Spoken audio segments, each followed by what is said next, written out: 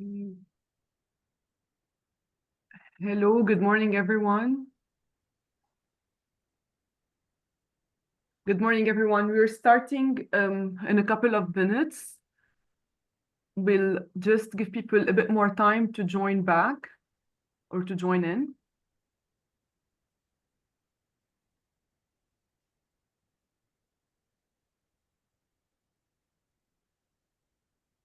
Okay. So good morning, everyone. Good morning again. So we're starting in a minute, within a minute. Just a few housekeeping information before we get started. With respect to interpretation, so simultaneous interpretation from Arabic to English and vice versa is available here online. If you would like to listen to one of either language, please click on the interpretation button, the interpretation icon that is at the bottom of the screen, and choose the channel that suits you best. If you're comfortable with both languages, with Arabic and English equally, you can also keep the interpretation feature to the original channel and listen to the original language of the speakers. We also have a chat box and a Q&A box. We really encourage you to leave your comments and your questions in there. We will make sure to address them either in writing or live, depending on what the moderators will decide. With that being said, I think I can turn it to Rachel Sabitz-Wheeler and Sarah and Rennick from IDS and ARI, respectively, to provide introductory remarks and get us started for today. Thank you. Rachel. Thank you. Thanks, Farah. Thank you, everyone, for showing up, and also particularly for those who it's extra early. So my name is Rachel Sabitz-Wheeler. I work at the Institute of Development Studies, and I'm really delighted to invite you, to welcome you to this event. This is an event that is hosted and co-hosted by the Institute of Development Studies and the Arab Reform Institute. So I'm really pleased. Thank you for allowing us to do this. I myself am helping to direct a big program of work called Better Assistance in Crises. And this event that actually builds on two previous days that a lot of you have been in, two conferences that the ARI have been running, is actually, we are going to be sort of highlighting cutting edge empirical findings and work from our FCDO British government funded research on better assistance in crises. And this big program, actually, the whole purpose of it is to look at how to better design, deliver, think about policy of how social protection and humanitarian assistance can come together better and work together better in situations of protracted crises. And when I say protracted crises, I mean protracted conflict, protracted displacement, and also recurrent climate shocks. And we really recognize at the center of all this is sort of a lot of multi-hazards, poly-crises happening, and how do we best deliver social provision for those most in need in these times. So you're very welcome. It's going to be a really exciting day. Nadine has been fantastic, and Farah and Alan and Tabs, lots of people have helped to bring this together. So thank you so much, and Dolph too. So I'm hoping it's going to be a great day. Please do join in, ask lots of questions. This is the time that we want your input to sort of co-construct our knowledge. This is not something we all know about perfectly. We all need to learn from each other. Thank you so much. Over to Sarah. Thank you very much, and welcome everyone to this important event this morning. I'd like to first say thank you to our co-conveners, to the Institute for Development Studies.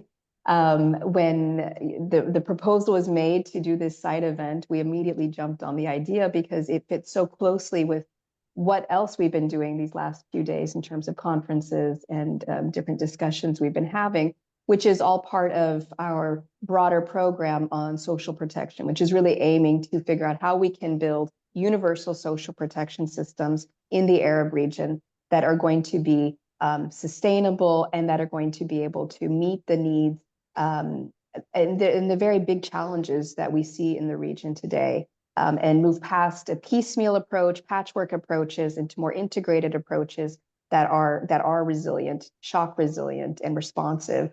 And most importantly, that can contribute to rebuilding social contracts in the region, which are basically in shambles at this point. So for us, this event and the type of research and the themes we're going to be exploring, I think fits really perfectly. So it's a pleasure to be hosting this. As I mentioned, this is the third day of events, I should say more precisely. We've been looking in the first day at the humanitarian development and social protection nexus, and how the two can kind of work together, and the different actors in those two fields can work together in order to move to holistic approaches. We also spent the day yesterday looking at funding and financing mechanisms for universal social protection, and what kind of alternatives exist to the logics of debt, the logics of austerity, and how we can kind of build the capacities of national actors to respond to the needs of the citizens. And so today, what's so exciting, I think, is we're going to be looking at these research examples, these deep dives into what has been happening on the ground in different countries in response to these cascading crises. What have been the systems what have been the responses of non-state and state actors, and trying to get a better grasp of how these different actors are adapting and are responding to these complex emergencies that we're seeing. And we're going to be doing this with research from Yemen, Lebanon, and the Kurdistan region of Iraq. So it's really an opportunity to, using different research methods, including these different research frameworks, to get a deep dive into what is happening on the ground. And of course, the hope is that this will not only contribute to all of our research and our scholarship, but also to policies and programming, and how we can move to better policies and programming in response to the catastrophes we're seeing in the region. So as we have a very busy day, and I'm sure there's going to be a lot of questions and an opportunity to exchange, we've built in a fair amount of time for Q&A for today's event. So I will pass over now. I think we're going to pass over to, I believe, to the first session. So thank you all very much. Thank you so much, Sarah Ann and Rachel, for setting the tone for the event, keeping extremely well to time. That will be the essence for all of us this morning. My name is Dolf Telintelo. I am a research fellow at the Institute of Development Studies, and I have also been researching sort of on the basic program with several colleagues who are here in the room today with us. But my role for this panel is to moderate. So I'd like to sort of introduce you to the very exciting set of speakers. We have Louisa Seferis. She's a humanitarian practitioner and researcher who's worked across a range of crises since 2006. She focuses on connecting people and markets in crises through conflict analysis, market-based approaches, cash assistance, livelihoods, people-centered aid and accountability, working with humanitarian and social protection practitioners and donors, currently as an independent consultant. Secondly, we have Abir Al-Absi. She's a Yemeni researcher and consultant with 23 years of experience in the development and humanitarian fields, as well as working with basic research. She recently worked as part of the interagency humanitarian evaluation team and on reviews for the United Kingdom's FCDO approach to localization. And Abir also is an independent consultant. She specializes in various areas, including gender, social protection, humanitarian development, peace nexus, livelihoods and resilience, localization, and protection. And last but not least, in this panel, we have Hart Ford. Hart is the regional director for the Middle East and North Africa program for ACTED. She's been working in humanitarian and development aid in the region for the past 12 years with a focus on urban poverty, inclusion, and civil society support. The sequence of speakers is Louisa first, then we have Hart, and thirdly, sort of Abir. Just to remind sort of Louisa, Hart and Abir, I will have to sort of probably give you sort of a heads up when time is running out. We have for each of the presentations 15 minutes sharp, so I will give you a warning 4 minutes prior to the end and a minute before asking you to wrap up. I'm afraid I'll have to sort of intervene, which will be a little bit disturbing, but seems to be the only way in which we can do this. So that's all from me. I would love to pass on the mic now to Louisa. Over. Thank you, Dolph, and good morning, everyone. Sabah al khair. I will continue in English because that's about the extent of my Arabic. I hope you can see the screen and that it's the right display. So please, Dolph, jump in if this is the wrong one. I'm going to talk a little bit today about the accountability and crises research we did in the Kurdistan region of Iraq. And I'm not sure how many of you are familiar with CARI. I won't give you a whole history of it, and I certainly won't be able to go through all the findings. But I'm going to try to start this morning off. I hope you've had your coffee, but to be a bit provocative. Because as Rachel was mentioning in the basic program, we're really trying to look at social protection and social assistance, in particular in crises. And here in KRI, we actually looked at the frontline provider perspectives on this. And a lot of that meant civil society actors. And the big question was, okay, but why aren't you particularly looking at the government reform processes like the public distribution system or others? And I think it's important to underline that as we're looking at the accountability and really listening to what Sarah was saying, in a place like KRI where, and I'll get into the details in a second, that social contract has been disrupted and then kind of reimagined over the years. And so the ones that are left providing that assistance are really the local organizations, some international organizations, and some government entities, but by and large, it's local civil society doing that. So as part of this research that we're doing on accountability in crisis, this KRI piece, alongside a paper that's already been published about the work we did in Somalia, has these broad accountability questions. And it's about looking at those different approaches in a crisis and what it means to be accountable and locally accountable in a place like KRI.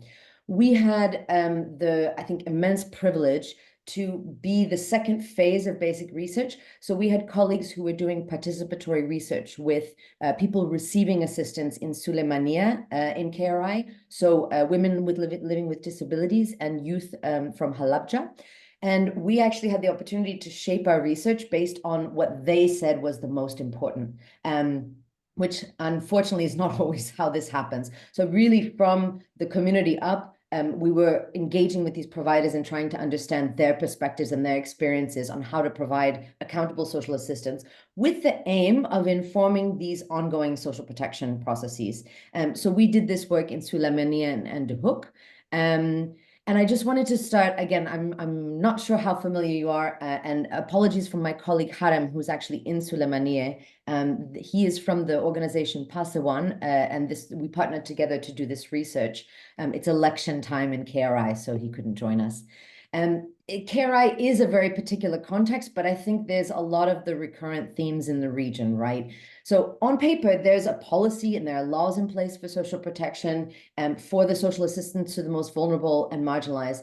But this continues to be contested and contentious in KRI. And that's due to two main political blockages that are basically stopping the flow of funding to these programs. One is the disagreements between the central government that receives the funds in Baghdad and the Kurdish regional government. But the other one is also, and this came out quite strongly when we did this collective analysis with the different participants across civil society, international organizations, and the government, that basically there are a lot of wealthy individuals and the government, the regional government itself, could have the capacity to provide that assistance, and it's just not happening. So those political blockages mean, and there's a quote to kind of illustrate that, you've got civil society stepping in to do the work that should be done by public institutions, that should be done by government-led programming. Now, there is ongoing social protection reform of the public distribution system and the safety net, but as we'll see, this is definitely internationally led, and it's really disconnected with what people are receiving and experiencing right now. So all this bureaucracy and these international focus strategies make it difficult for these local organizations to be involved. And we see these parallel systems emerging. And so what we're trying to do with this, and I make it sound really kind of simple, but it's been a long process to understand the relevance between non-state actor social assistance and what that means for government-led social assistance. But that bridging is important. And most importantly, it's important to those communities that have been marginalized and that need to receive a social assistance, have received it from different people, and will be the ones ultimately who need the most support for these systems going forward. So some of the broad findings, and I'm making sure I keep an eye on Dolph for time. This whole social protection reform, we say it's government-led, but the reality is it's internationally driven. Civil society does not see the government as capable in terms of resources and implementation capacity to make it happen. And I would like to add that in this collective analysis that we did in the research, the qualitative research we did, we had social workers from the Ministry of Planning and Social Affairs that participated, and this was also their view.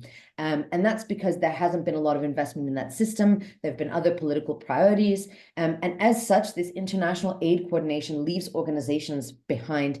And we've seen this as Iraq in general, but KRI in particular, transitions from a heavily humanitarian model to a social protection model. And now we hear about, government engaging civil society, but when we're talking to a cross-section of these actors, only a few are involved, and those are not representative structures. And so quite kind of disappointingly in those workshops, we heard a lot, oh, this is the first time we're all getting together. We're working with the same communities. We're providing similar assistance.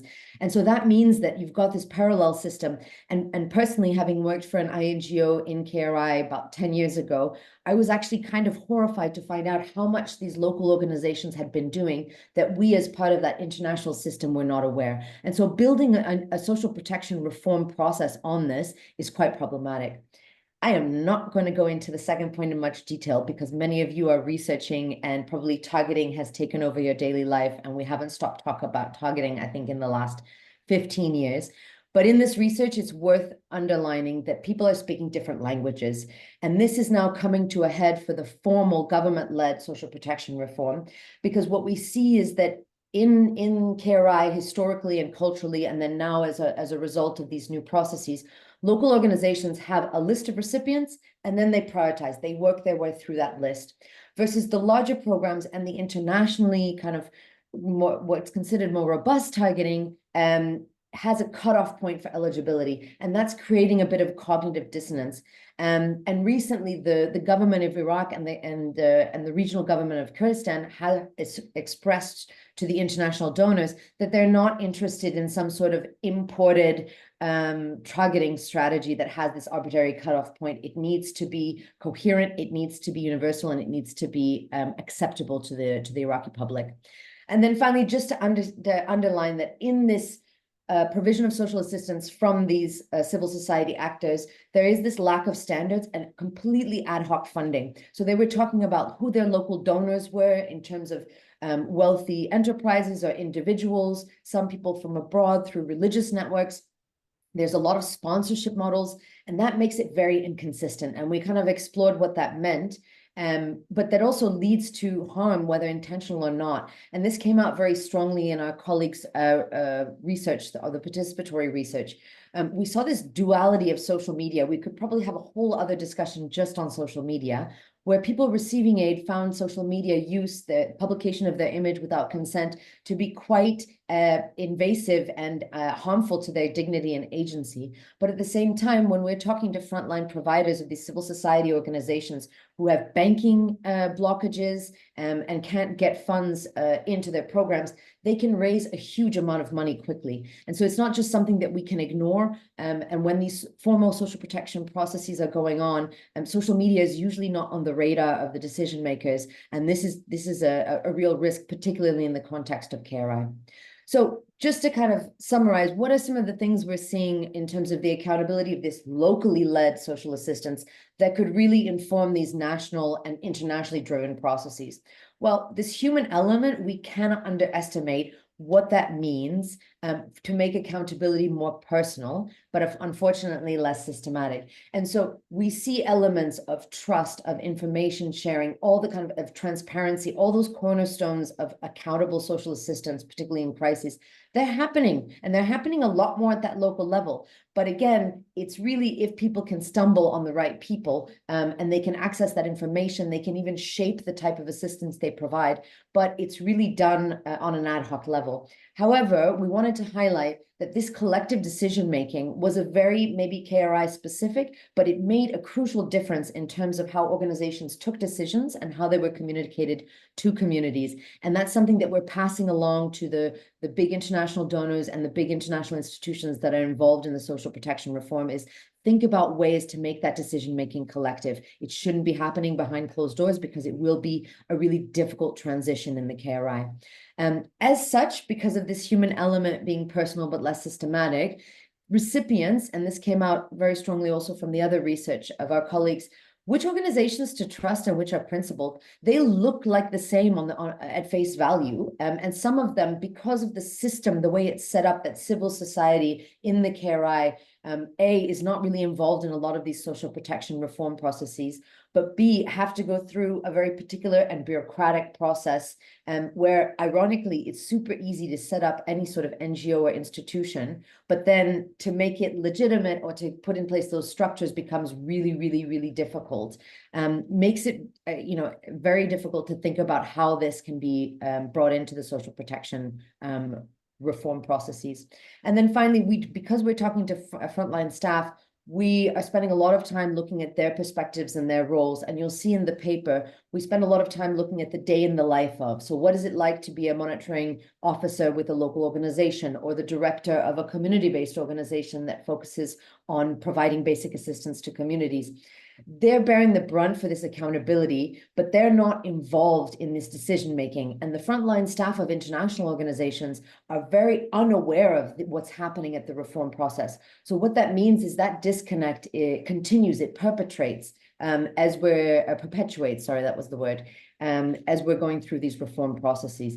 And we saw some clear issues of mental health decline, because they're facing these waves of need, the lack of public funds, and the need to problem solve and to face, chronic and acute vulnerabilities that they're unable to respond to. Louisa, 4 minutes, just so you know. Perfect. This is, I think, my last slide, so we're doing well. What was really interesting about this process, and of course the challenge with qualitative research, is that it's not going to be representative, it's not going to be at scale, but we're, again, complementing other work that's taking place. By doing these collective analysis workshops with the same participants, but also new participants and new organizations that are involved in similar work, but we're not part of the, let's say, in-depth interviews, they came up with some really concrete and practical recommendations for what they saw were the 3 key decision-making groups for social assistance in the KRI, but also in central Iraq. You have, of course, the government, which in this case is the Kurdish regional government. But they talked about these local donors that, again, just to give you an example, one organization was able to raise through social media and local donors something like $90,000 in 72 hours. So there's a huge amount of wealth that's going into that, that's considered part of charity, but that is essentially providing this informal social assistance as the government systems are not functioning. And then, of course, the international organizations. And again, you can go through the findings and the policy implications in more detail, but here there's a real strong sense of integrating these local networks into the institutional social assistance design and delivery. And one of the positive effects that we've had in engaging with these stakeholders is that one of the UN agencies has actually met with some of the organizations that participated in the research, who are doing case management, who are meeting communities on a day-to-day basis, and they're trying to figure out how to bring them in to this more formal case management and referrals network. The second thing is, it's going to sound like a broken record, but making sure that frontline staff are involved in that decision making, whether it's a big international organization or a smaller one. And there were, of course, the kind of, I would say, the fundamental recommendations on accountability, which unfortunately we're not seeing in the KRI, which is that proactive engagement with communities to design programs, not to just get reactive feedback.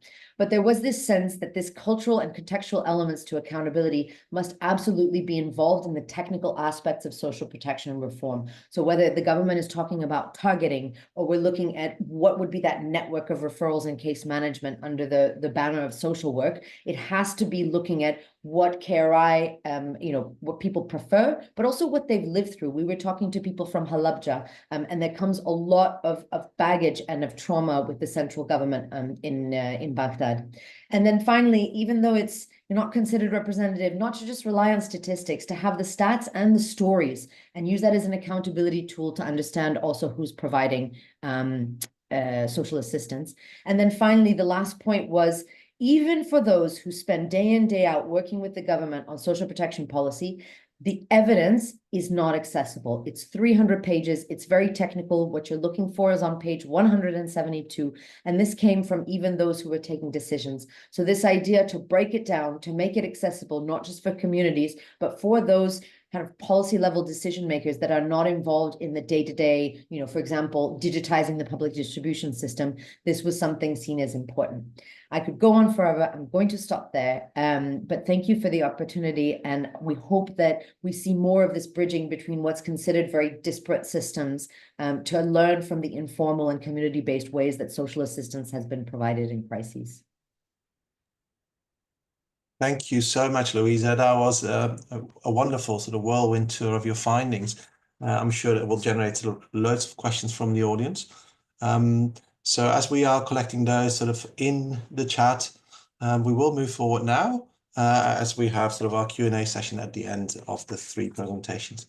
So I'd like to sort of pass on sort of the mic now to Hartford. The floor is yours. Great. Thanks a lot, Dolph. Yeah, great. I mean, I think I wanted to share some perspectives from our work as ACTED throughout the Middle East and North Africa region. Actually, a lot of the points that I wanted to raise echo the findings from Louisa's research. So it's great to see those reflected in a more rigorous study. I'm speaking as ACTED's regional director for the Middle East and North Africa, not particularly from a research angle, but rather as a practitioner working across 10 countries in the region for the past 20 years. So just our observations, given our mandate, which is to simultaneously tackle poverty, exclusion, and climate degradation, our work is very closely linked to and embedded within local social protection systems.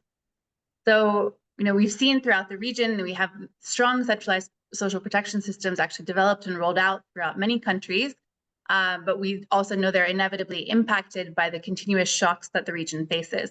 Especially in these last 2 years, we've seen natural disasters such as flooding, drought, earthquakes, epidemics like cholera, and of course, geopolitical conflicts. So we can see how these shocks derail the state provisioning schemes by halting contributions, limiting access to the most vulnerable, breaking down operational systems, and stretching demand beyond capacity to supply. And this is where the humanitarian community is supposed to come in to fill these gaps. And we've seen a lot of discussion and attention paid to bridging the gap between the humanitarian response and the state protection scheme. However, I think it's important to note consistently and without fail, in every context, we know and see that the true first responders are not the humanitarian community, but are rather local civil society, as Louisa mentioned, but crucially, even less formal structures like local community volunteer groups, businesses, religious groups, political associations, muqtars, and especially what we're calling mutual aid structures, meaning these voluntary collaborative exchanges of resources and services for the common benefit that take place amongst community members themselves. So I think recognizing the importance of mutual aid is trending at the moment, and for good reason. We've seen that in the face of these major catastrophes, informal social protection schemes are both resilient and highly adaptable, so they're able to rapidly reshape the nature of provisioning while also immediately diversifying their financial resource flows, and bringing in donations from other districts, citizens, philanthropists, crowdfunding, influencers, diaspora, and associations abroad. So throughout our work, we've seen this taking interesting and innovative shapes in the region. Some examples from post-crisis Lebanon, Libya, Iraq, and Syria include spontaneously formed WhatsApp groups where affected community members connect with fellow citizens in other districts or abroad and express immediate needs and mobilize instant support. These pre-existing family level or community level collective savings schemes, they are expanded and reshaped with new criteria and new disbursement rules. Scout groups collecting and distributing donations, businesses that transform their business into a charitable service provider, and as always, we have remittances playing a crucial role. So as part of our work as ACTED, what we've tried to do is make this information about these informal actors and services more immediately accessible to people in need after a shock, as well as making them more visible to the broader response system, including humanitarian actors and state responders, so we can try to prevent duplications and build on ongoing action. We've launched voluntary mapping exercises and interactive dashboards where information including contact details, locations, persons served, services, or support offered is displayed. And then also offering logistics, human resources, and material support to ongoing community initiatives. Sorry, sorry to interject. We've had a request, sort of, I think it applies to Louisa perhaps as well, from the interpreters, maybe for us to slow down the pace a little bit so they can our jobs a bit more easily. Yeah, of We course. have the time for that, so thank you. Will do. So when we talk about a shock responsive social protection system, we tend to focus on, crisis modifiers in our inclusion criteria or flexible institutional donor funding.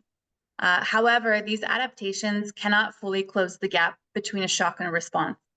While these informal actors are de facto the ones instantly adapting and responding to needs, they're providing essential support before the most irreversible coping mechanisms are employed by affected communities, something which will have a lasting impact on the number of people seeking social protection support in the future. Of course, the informality of these systems comes rife with challenges, as Louisa mentioned, and I think others will elaborate on as well. There are naturally instances of clientelism, commissions, issues with transparency and accountability, though I note that a number of these challenges also exist in centralized systems. Addressing the political economy of power in these informal structures is a veritable challenge. Nonetheless, it's one that deserves some time and attention to identify solutions or to target those marginalized by these systems, rather than just taking this as a reason to dismiss them. We can also consider other means for social protection schemes to engage with them, besides channeling direct material support. These structures offer unique value. They're able to channel information when state communication infrastructure is damaged or destroyed. They're able to reach marginalized and rural communities when access is cut. And they have a nuanced understanding of multidimensional vulnerabilities within their communities, in particular when it comes to an individual's network vulnerability or their ability to access resources through their social or community connections, rather than typical metrics such as their personal savings or employment status.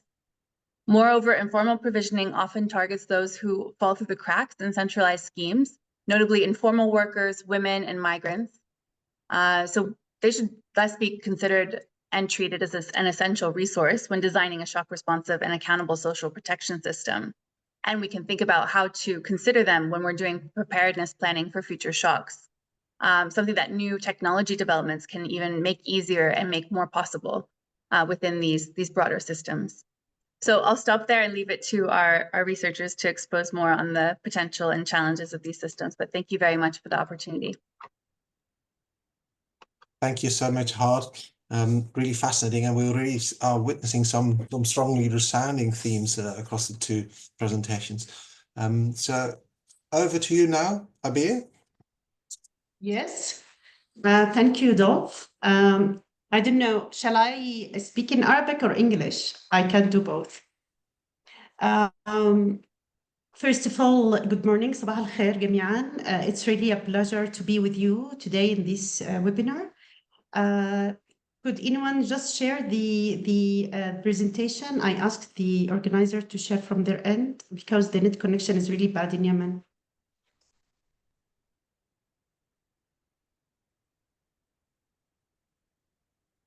Okay, thank you.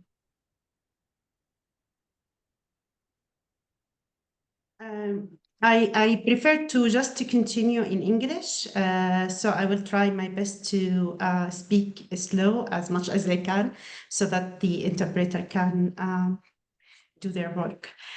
So the presentation today is about the sustaining Yemeni capacities for social assistance lessons from a decade of war. This paper, I was really delighted to work with Paul Harvey and Vicky Carter on it, whereby we examine the Yemen capacities since the start of the war until 2022. The second slide, please. I'll talk about the context in Yemen. Yemen, unfortunately, is one of the worst humanitarian crises in the world, whereby you can find a lot of needs by people. We have a huge number of IDPs. It's about around 5 million people in Yemen, whereby they don't even have access to basic needs. We also have health, education, crises. We also have damaged all through the country, whereby we have been hit by different kind of bombs, both in the south and in north. Also in Yemen, there is the complex mix of humanitarian and development intervention, whereby still, for instance, WFP is there to do this kind of general food assistance. Also, as other humanitarian actors are there also to provide social assistance. And also, on the other side, we still have, let's say, work in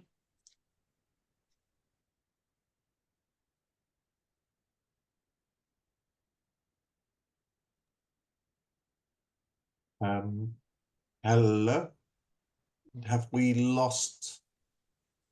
I think we lost her. Mm. She did mention that she may have connectivity issues. Right, shall we just wait and hope she will be sort of joining us sort of shortly once more. Paul is there on standby, I notice. Paul? Yeah, I mean, I can jump in, or you can skip to someone else and then come back to Abir. It'd be great to hear from Abir rather than me, but either's an option. Okay, I would suggest sort of that we let us wait for a moment. Paul, is it likely that sort of connectivity might be reestablished soon, or Yeah, yes? inshallah. Okay, so let us wait for a moment, and if that doesn't work, I would, even though I would prefer sort of Abir to present, Paul. I would, in terms of the program, it would complicate matters if we hash everything up and reorganize. So I would probably request you sort of to fill in if Okay. Abir is unable to We've reconnect. kind of waited for a minute already. Why don't I start? And if Abir comes on, I'll hand back over to her. Thank you. That's a good suggestion. But if you could snap the presentation back up, otherwise I really will struggle to figure out what I'm talking about. Yes, ARI colleagues, please, could you bring it up again? And I've been trying to post questions and failing. So apologies to participants if they're trying to post questions. We're trying to fix that. The Q&A doesn't seem to let you post questions at the moment. Mysteriously, but unfortunate. But is somebody from ARI here sort of to put up the presentation again? Sure. Just 1 minute. I'm switching from Abir presentation to Mr. Paul presentation. No, Hussein, it's still Abir's presentation. Yeah, I can see. I'm sorry. And Hussein, also sort of maybe you posted we still don't have any questions from the attendees. It is working. That's Yeah, I'm sure it's working. The attendees. Q&A box is just down on the toolbar. So if there is any question from the attendees, please write. And so far, I see no questions. Okay, maybe somebody can try this straight away. Yeah.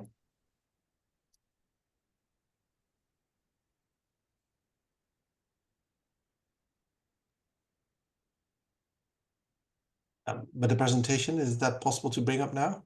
Yes. Thank you.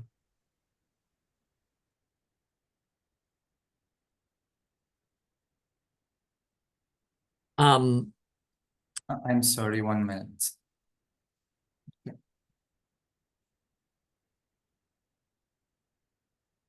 I think Abir was on sort of Yemeni context. We talked a bit about WFP. And now? The other, no, that's the wrong one. That's Philip. The other big, Okay. the other big official social assistance program in Yemen is supported by the World Bank, but is a government social assistance program that predated the war, and interestingly has continued through the war, and through with World Bank funding initially implemented largely by UNICEF in a project implementation unit, but handed over to engaging the Social Welfare Fund and also handed over to Social Fund for Development. We're still in the wrong place on the presentation front. So this is going to get very confusing for everyone. Dov, do we want to hand back to you and you do this one, or? I'm really sorry, but the presentations are not named per speaker, so I have so many, which is weird.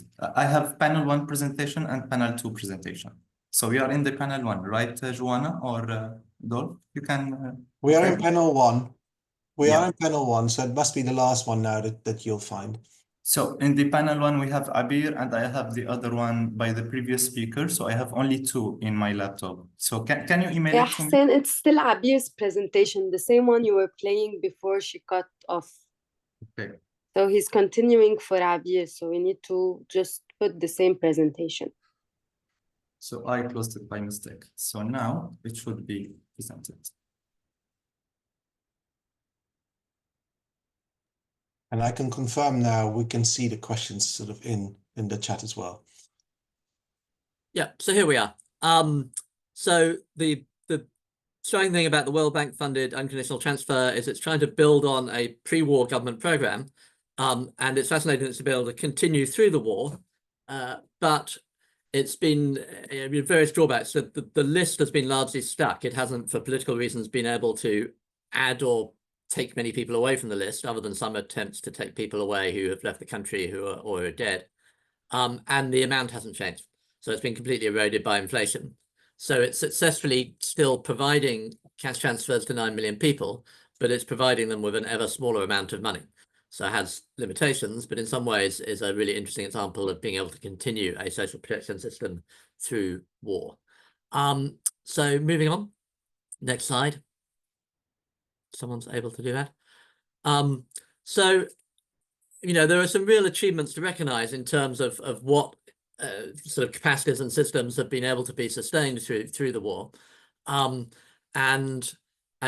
both in the two parastatals, the Social Welfare Fund and Social Fund for Development are two quasi-governmental entities that sit in government. Social Welfare Fund sitting directly in the Ministry of Social Development, Social Fund for Development more independent.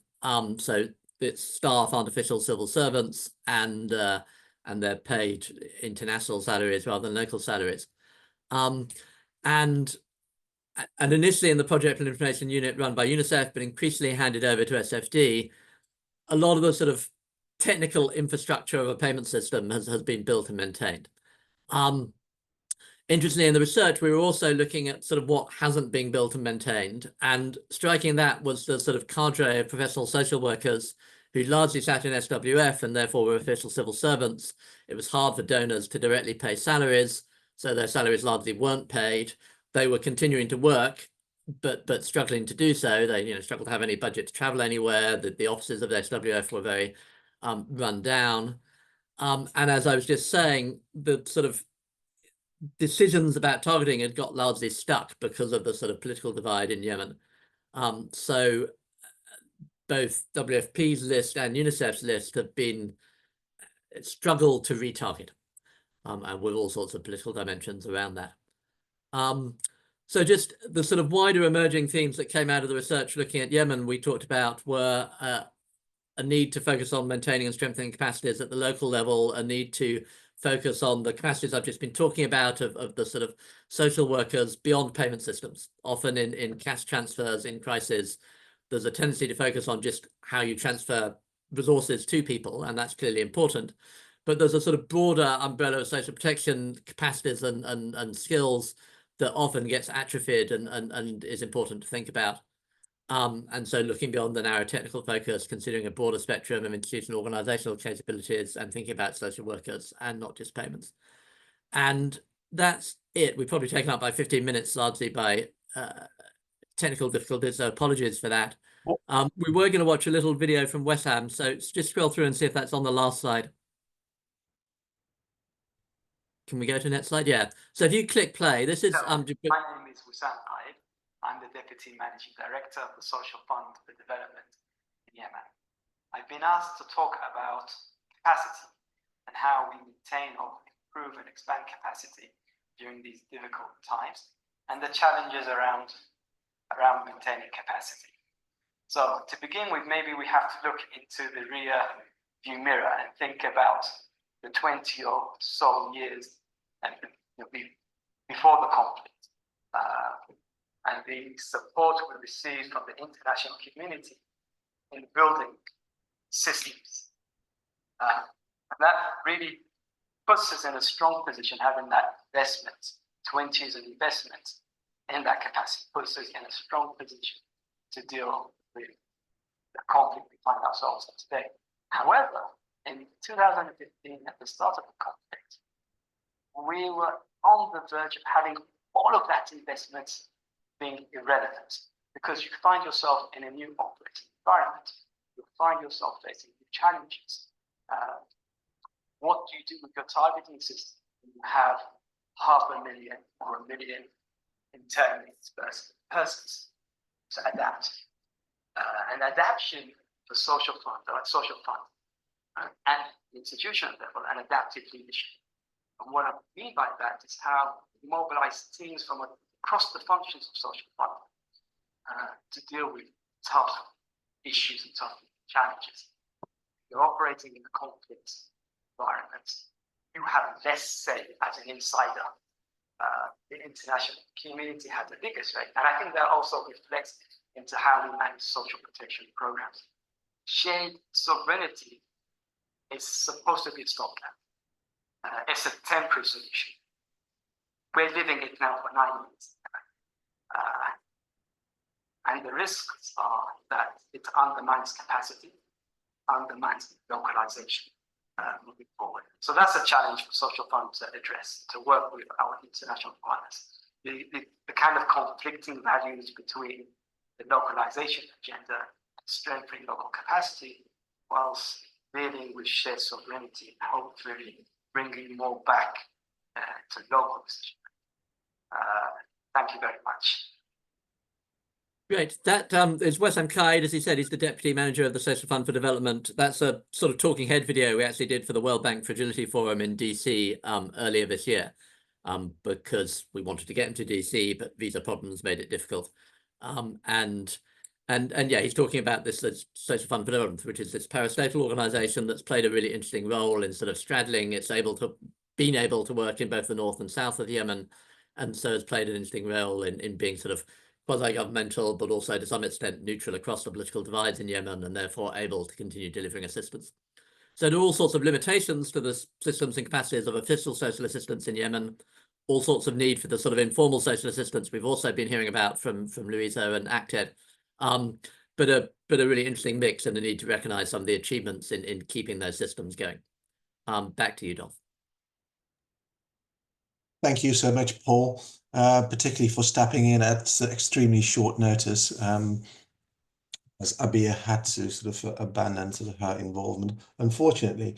Thank you also for keeping to time. I would now like to give Siba Mloe from ARI sort of an opportunity to reflect across the three presentations that we've seen for a few minutes before we open the floor for Q&A for everyone. And I noticed in that respect, there's one question in the Q&A, which is specifically about Yemen, that we may want to kick off with after Siba. Siba, over to you. Thank you. Okay, so good morning, everyone. Thank you so much for giving me this opportunity to reflect on the very insightful and important presentations made by our panelists for today. And I won't be taking a lot of time. I will be as much as concise as I can, especially that a lot of information was stated in these presentations. So to start with, Ms. Louisa, she talked about her research and how this research sheds light on the complexities of accountable social protection in KRI, revealing both structural challenges and opportunities for locally engaged solutions. Political and funding constraints necessitate reliance on local civil society, and yet fragmented approach often leads to inconsistent and informal assistance. So to bridge these gaps, integrating local networks into social assistance design and delivery, ensuring that frontline staff play a key role in decision-making and promoting proactive community engagement. And also the research emphasized on cultural and contextual elements of accountability and how crucial they are. And it gave an approach to local realities by making social protection policies and evidence more accessible. The recommendations that this research gave encourage a more transparent, inclusive, and sustainable social protection framework. So also Ms. Hart continued or built on the first presentation to talk more about the role of informal structures in crisis response, highlighting a vital yet underappreciated aspect of social protection. She talked about mutual aid groups, volunteer organizations, and adaptive local businesses that demonstrate the remarkable resilience and adaptivity in time of crisis, filling a critical gap that formal systems often cannot address swiftly or inclusively, and their ability to mobilize resources quickly through community networks and reach sometimes marginalized groups, although there's a lot of challenges also that Ms. Hart tackled. And the last presentation by Dr. Abir Al-Absi and Mr. Paul Harvey talked about Yemen and the ongoing conflict in Yemen that has left approximately more than 5 million people without access to basic needs, with widespread damage impacting health, education, infrastructure across the country. So they talked how humanitarian aid efforts such the WFP World Food Program assisted in that and continued alongside limited government social assistance program through this face significant constraints, and how Yemen has managed to sustain more social protection capacities with quasi-governmental organizations. We talked about SWF and SFD. So these organizations have continued providing cash transfers to around 9 million people. So the key insights from this research suggest that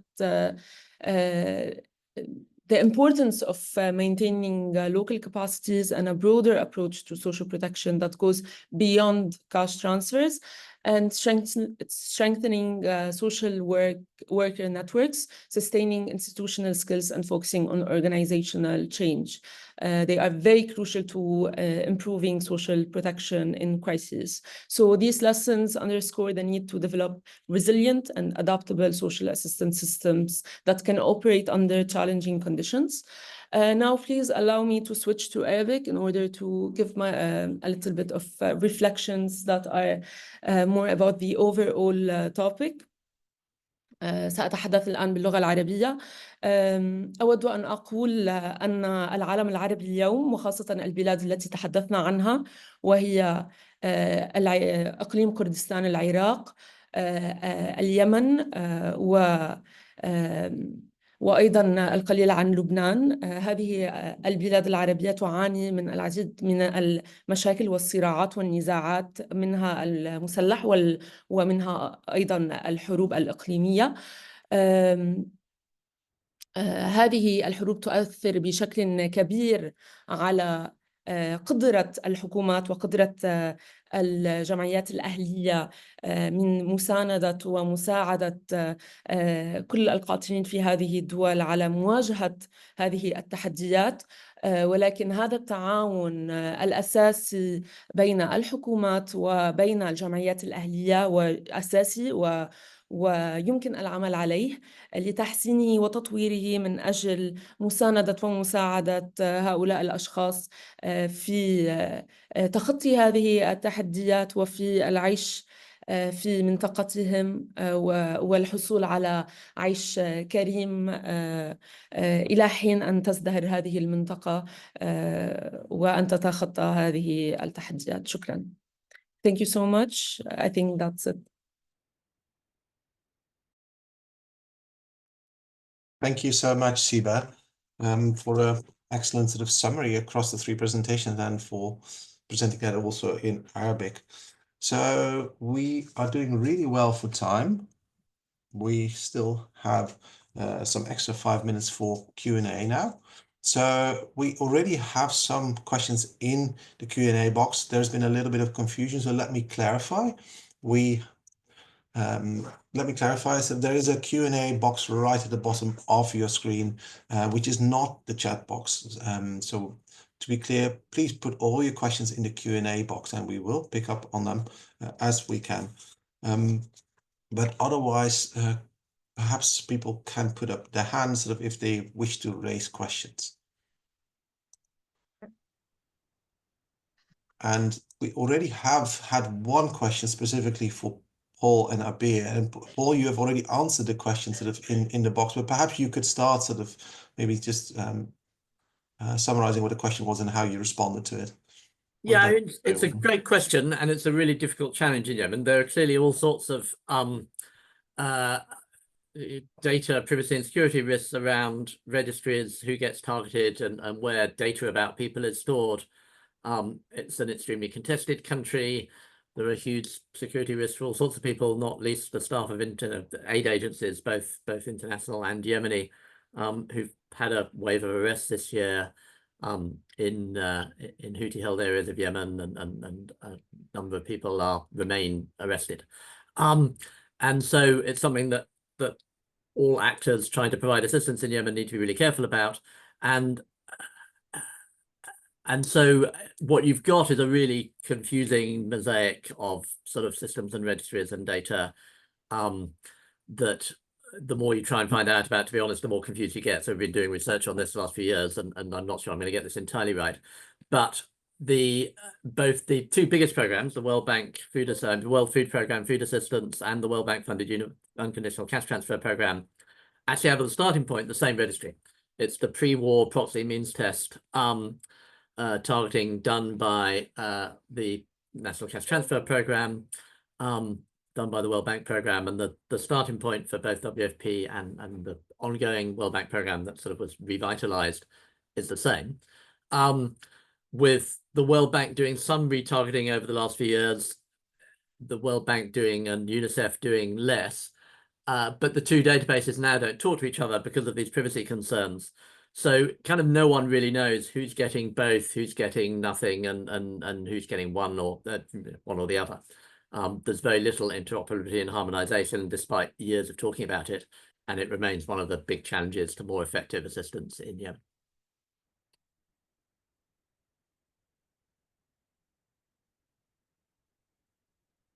Back to you, Dolph. I think there's a question for Philip, or question from Philip. Yes, thank you, Paul. There's a question from Philip, and again, sort of, I think is it in the Q&A? Let me just see. I'm just hopping across. It's in the chat. No, Oh, I don't have access. I can say it because I don't have access to the Q&A as a panelist. Right. Okay. So please, Philip, go ahead. But then we will go back to other questions to Hart sort of on the Q&A. Thank you, Philip. Over to you. Yeah, I was wondering when you talk about grassroots aid and you try and speak to more formal actors in the sector, they'll often respond with listing all of the various challenges. So that we can see grassroots aid will face the same challenges as localization, that there's a lot of talk, but in reality, a tiny percentage of money makes its way down. And then on top of that, there's the additional challenges that often these sort of mutual aid groups, community groups, while we know they are the first responders and they are in reality providing aid at scale, they can't meet due diligence requirements, they can't get funded, and then it ends up going to community groups that might not actually represent the community, but they know how to fill in the due diligence form. How, while we know the reality is that they're doing really important work, do we then deal with the system that sometimes can't even recognize them as legitimate humanitarians? And we know that that recognition is so important because that's what gains you access into the sort of potential to get funding and support. How do we convince people to break that impasse? And I know that's a really hard and annoying question, but it's the one I struggle with when making the same arguments. Great. Yeah, thank you, Philip. And I think that also ties into the question that's in the Q&A from Claude about how do international agency policies impact the efficiency and autonomy of local NGOs and refugee-led organizations in crisis response, and what steps can be taken to enable more effective collaboration that respects the agility and firsthand knowledge these local actors bring to emergency relief efforts. So I think like what we're seeing now is kind of an existential crisis amongst the humanitarian community, be that international organizations or even local organizations, especially the ones like you're saying that are capable of passing these big due diligence requirements of the donors. It means that, you know, there's a lot of gatekeeping on who can manage the funding that's coming in. So something that we've been trying to do is think about how to tackle these issues that are related to bureaucracy. They're related to bureaucracy, they're related to risk sharing and risk appetite, of course, from donors. And of course, in the region, we see how stringent and increasingly so the requirements are, especially in contexts where there are anti-terror sanctions in place. The level of traceability that's demanded is becoming quite intense. So I think there's a lot of work to be done on the donor side in terms of advocacy around what it means to provide a humanitarian response, and that the humanitarian responses are enshrined in international law and protected from these kinds of screening metrics and things like this. And then I think also, you know, a discussion around risk sharing and risk appetite, and you know, not allowing the funding streams to kind of placate through these claims around localization when the system is not adapted for it. So I think within international organizations, one thing that we're trying to do, at least as ACTED, is to try to work on adapted financing mechanisms. So not always have a due diligence process in place, allowing different forms of contracting, be that you know, secondment of expert staff or additional labor, direct contracting of service providers that are then also seconded to first responders, in-kind provision, looking at service contract-based work, looking at small cash grants at the block level or community level, these kinds of things that don't have the same bureaucracy tied to it as the standard aid grant. But I think fundamentally, like, that's one mechanism to kind of deal with the restrictions we have around financing, but it also goes back to decision making. And this is something that needs to be enshrined in an organization's policy and practice, and is really hard to see if it is something that's purely on paper in a partnership strategy within the organization, which is of course a crucial step, but also something that's put into practice. Because yeah, I think the funding flows and the way that we're measuring them now are not a real measure of localization. So this 25% reaching local actors, that's not what we're intending by localization. We want a mobilization of a local ecosystem and all the players in that ecosystem. So when we think about how to have different kinds of pooled funding schemes, and like I was saying, the potential of technology now, I think there is the possibility to go to scale, but it really requires like a bit of an existential redefinition of what we're trying to do as the aid community. Thank you, Hart. Can I follow up sort of on that question? Are you already sort of noticing differences in the ways in which the local organizations are able to respond sort of because of these new ways of organizing sort of aid flows to reach them? How do you mean? Are you already sort of noticing sort of a different kind of response? Do you see a quickening of the resource flows? Do you notice sort of that you're better able to support sort of those local initiatives? Yeah, absolutely. Because of your new measures? Through these like adapted financing mechanisms and things like this, it makes a huge difference. When we're talking about a major shock that has, you know, disrupted an entire community and resulted in displacement or people completely losing their basic assets and income, being able to have a first line response in a day is completely different than being able to mobilize the donor contract and disperse funding and then procure in a month. That timeline is not acceptable. So yeah, definitely being able to have funds reach the people already providing support in the first days post-crisis is essential. That's great. And do you notice that sort of response happening across sort of the field, or is this something quite unique to the actor, or is this something you see much more sort of in the region? I think this is a discussion that's happening pretty broadly within the sector. I don't think it's taken the volume that it should have to date, but I think it's definitely something that's becoming a hot topic. So I think there are certain agencies who are looking at this more in detail. I think there are others that are still quite focused on this idea of making sure to have a certain percent of funding flow to these larger local structures, which has its place and its value as well. But I think, yeah, the discussion around a broader definition of localization is still somewhat nascent.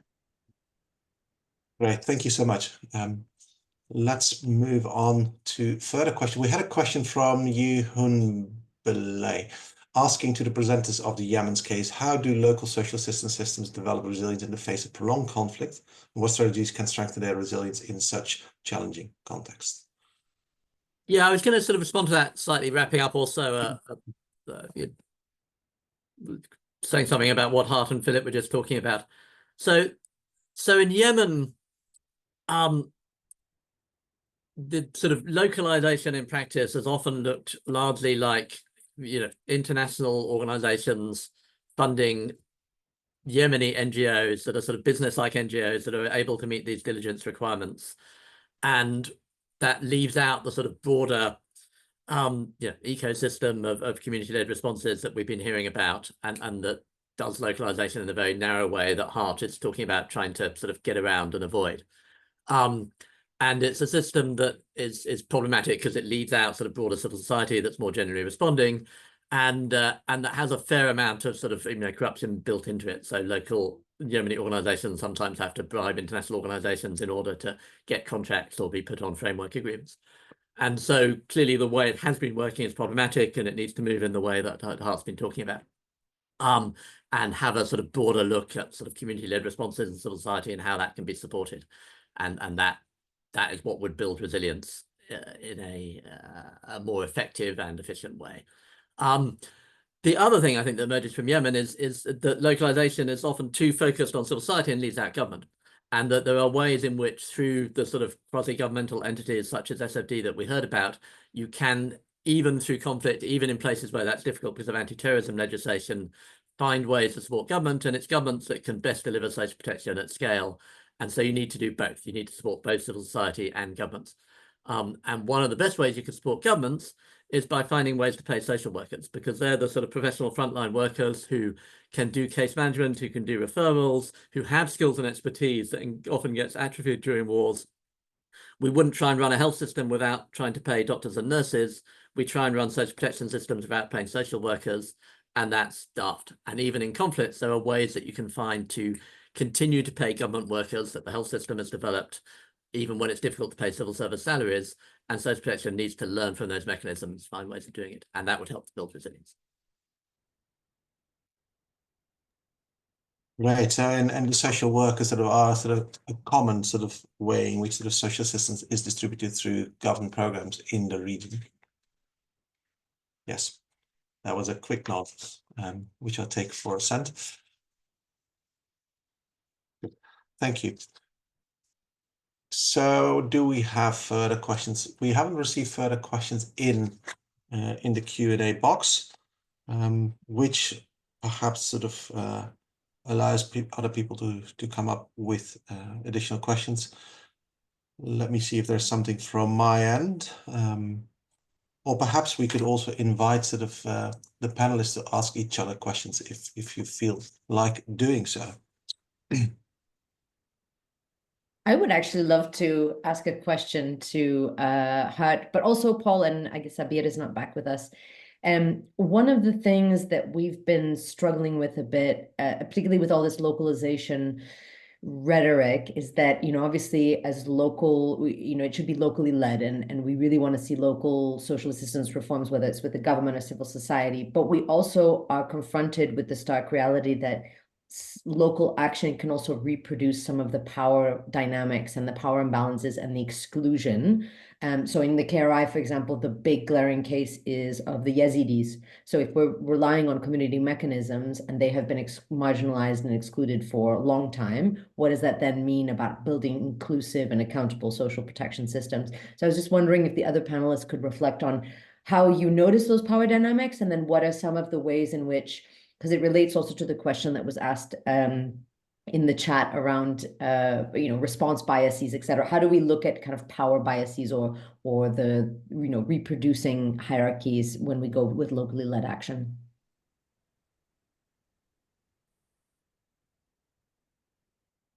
I can jump in on this. Yeah, thanks a lot, Louisa. No, I think this is kind of like the crux of the problem, and this is why I think these actions and actors are often overlooked. I do think that we've had models that we've seen work fairly well when we're talking about like a place-based coordination or place-based representation. So when we have certain minority communities who are brought together with a certain leadership that's able to represent their needs and interests and who can be at the table with other local leaders, it can help to offset those dynamics. And then I think, this is a role that the aid community can play, either local organizations, international organizations, whatsoever, but looking at these relays within these marginalized communities, what resources that they are not accessing that others are able to access and trying to even out those imbalances. But it's definitely a major challenge, not to minimize how much effort that would take to ensure that these power structures aren't exclusive. Yeah, and just to quickly add, I think part of the answer is about sort of intentionality on who's included, both in sort of coordination discussions, but also in sort of ability to access funding and minority rights groups or disability-led organizations or women-led organizations. It's part of the sort of broader civil society. So getting away from the idea that funding more directly or less directly local NGOs that are sort of business-like and assumed to be local is enough, and you need to have a broader look at ways in which representation is happening in civil society and think about the sort of organizations and groups that can be supported to represent people who would otherwise be excluded. Yeah, because I think the other thing about that is that in any event, these structures and power dynamics exist, and there are resources flowing through them. So kind of marginalizing them or removing them really doesn't address them. And there's still mechanisms they use to capture funding, even through through formalized systems. So I think, being able to recognize the role that they're playing and seeing how within those structures we can complement or bring in representation is a better strategy. And we had a question about LGBT representation and access to assistance in the chat that I can't answer, but I don't know if Hart or Louisa can. I'm sorry, I think I need to explain something. The chat box is just for us to communicate with, and the Q&A is just for attendees to ask us questions, and we can reply through. So we cannot use the Q&A to ask questions from, so we can use the chat box. I'm really sorry, but Zoom is restricted with this. Thank you. And that's fine. I think the audience now understands this. Thank you, Hussein, for reiterating that. So the question we have from Claude Samaha is, in terms of marginalization, what are the pathways to enhancing social protection and human rights for LGBTQ+ individuals in the MENA region, where legal systems often criminalize their identities? And how can regional and international actors support meaningful progress amidst social and legal restrictions? Is this anyone in the panel can pick up on this? Paul already indicated that he wasn't too well placed to do so. I can speak a little bit to what we discussed also with the colleagues of the lived experience research that Paul put into the chat, because from the beginning they were looking at they wanted to really highlight marginalized experiences of receiving aid, and so the LGBTQIA+ community was really important. In the end, they decided to focus on women and youth because it looked like it was going to be putting certain groups at risk. So some of those groups exist in the KRI. They preferred not to be part of the research. And so I think the first thing that we have to do is make sure that we're listening to because those groups exist across the Middle East. And it's not that there's you may have some communities that are less kind of mobilized or organized, but there's always going to be some type of movement. And the question is, how do they want to participate, or what do they feel comfortable doing? I think it's been, in this particular case, it was the kind of the do no harm consideration was this research is short-term enough and small scale enough that it's not it would do more harm than good to engage them in this particular research. But I think more broadly, when we've had these discussions, it's really important that they are able to kind of set the tone and be able to determine their participation. And then kind of going back to what Hart was saying, we've seen a lot more of international movements, so outside of the humanitarian or social protection reform, but more of the activist, the international solidarity movements around these causes, being able to provide support and maybe amplify some voices that are not able to speak out. But I'll be honest, I think it's quite challenging, particularly in the Middle East, where we want to kind of defer to government-led programs and contextual approaches that may actually further exclude certain groups. It's a little bit of a dance. And then obviously as external researchers, we have to be very, very careful about our role and what we're pushing and who we're speaking for or amplifying versus not speaking on behalf of.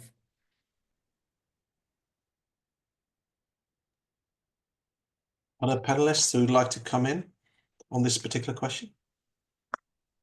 No, that was a fabulous answer. We'll leave Louisa for the last word. Hart, perhaps any insights from your end on this specific question you would like to add? Yes. I mean, I completely agree with everything Louisa was saying. I think, not only regional and international actors, but I think we've seen as well local actors playing a really big role in this.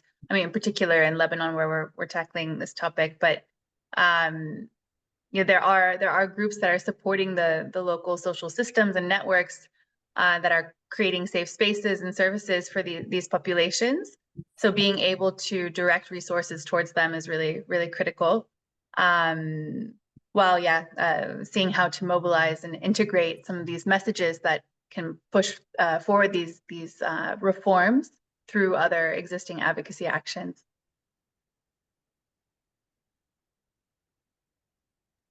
Great, thank you. So I don't think we have any further questions in the chat at the moment. Oh, there's another one.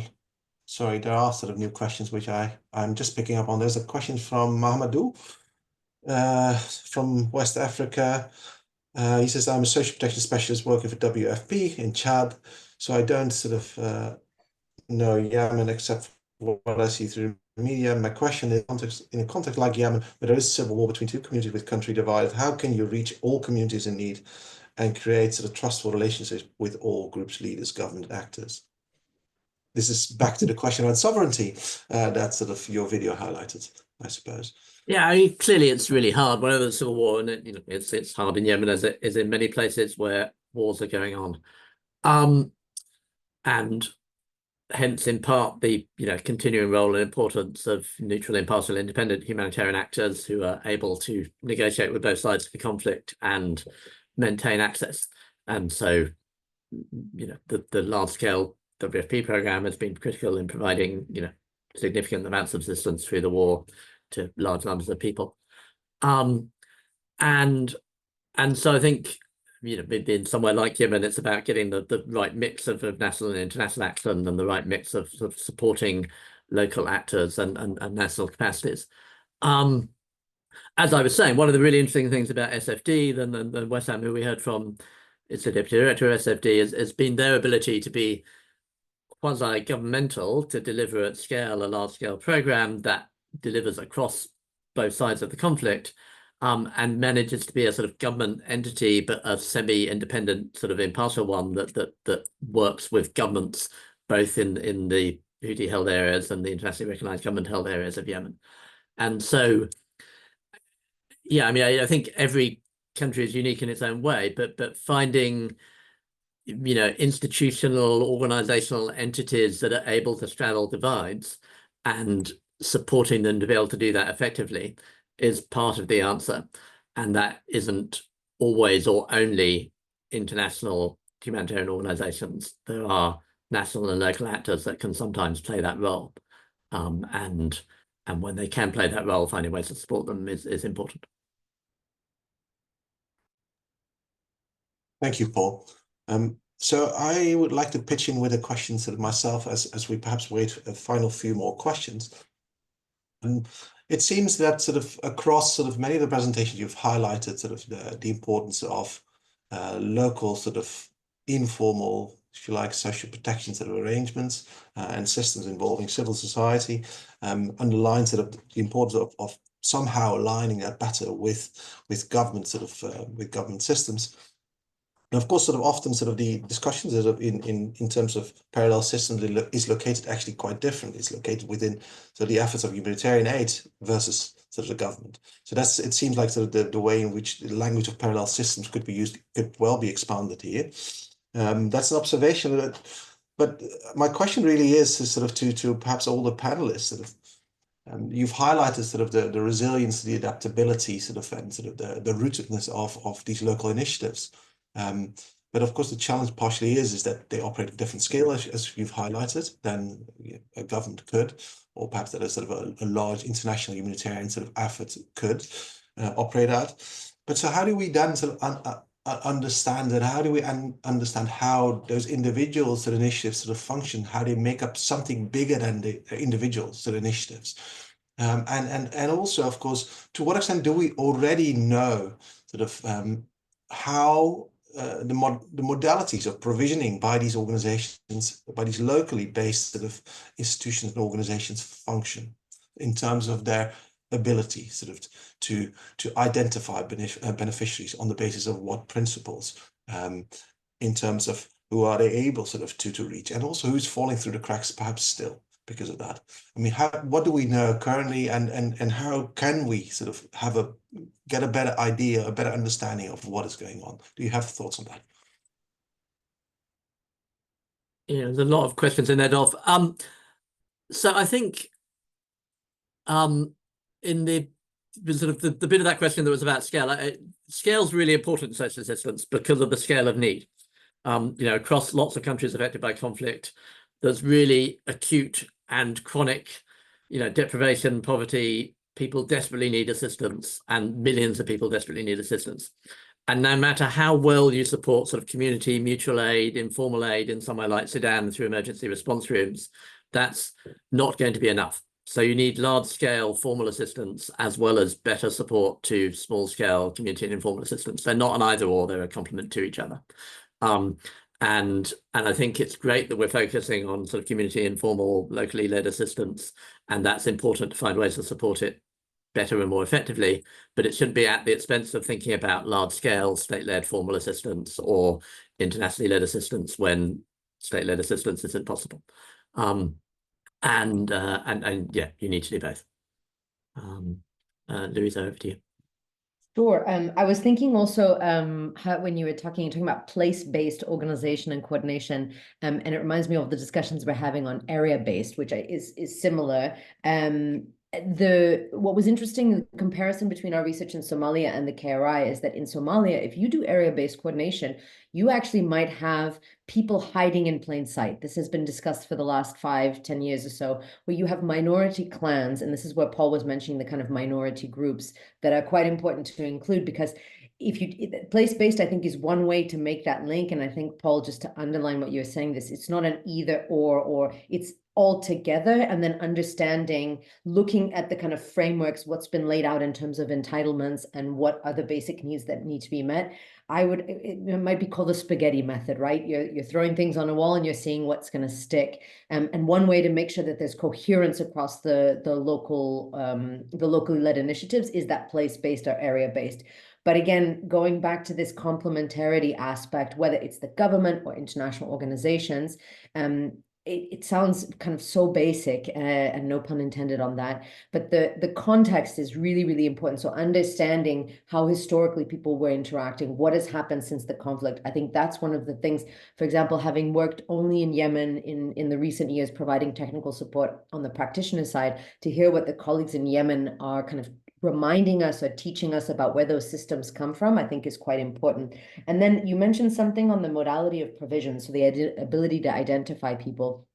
I think that's where, and I speak in a completely personal capacity, this is not about basic research, although obviously the findings are informing my personal opinion.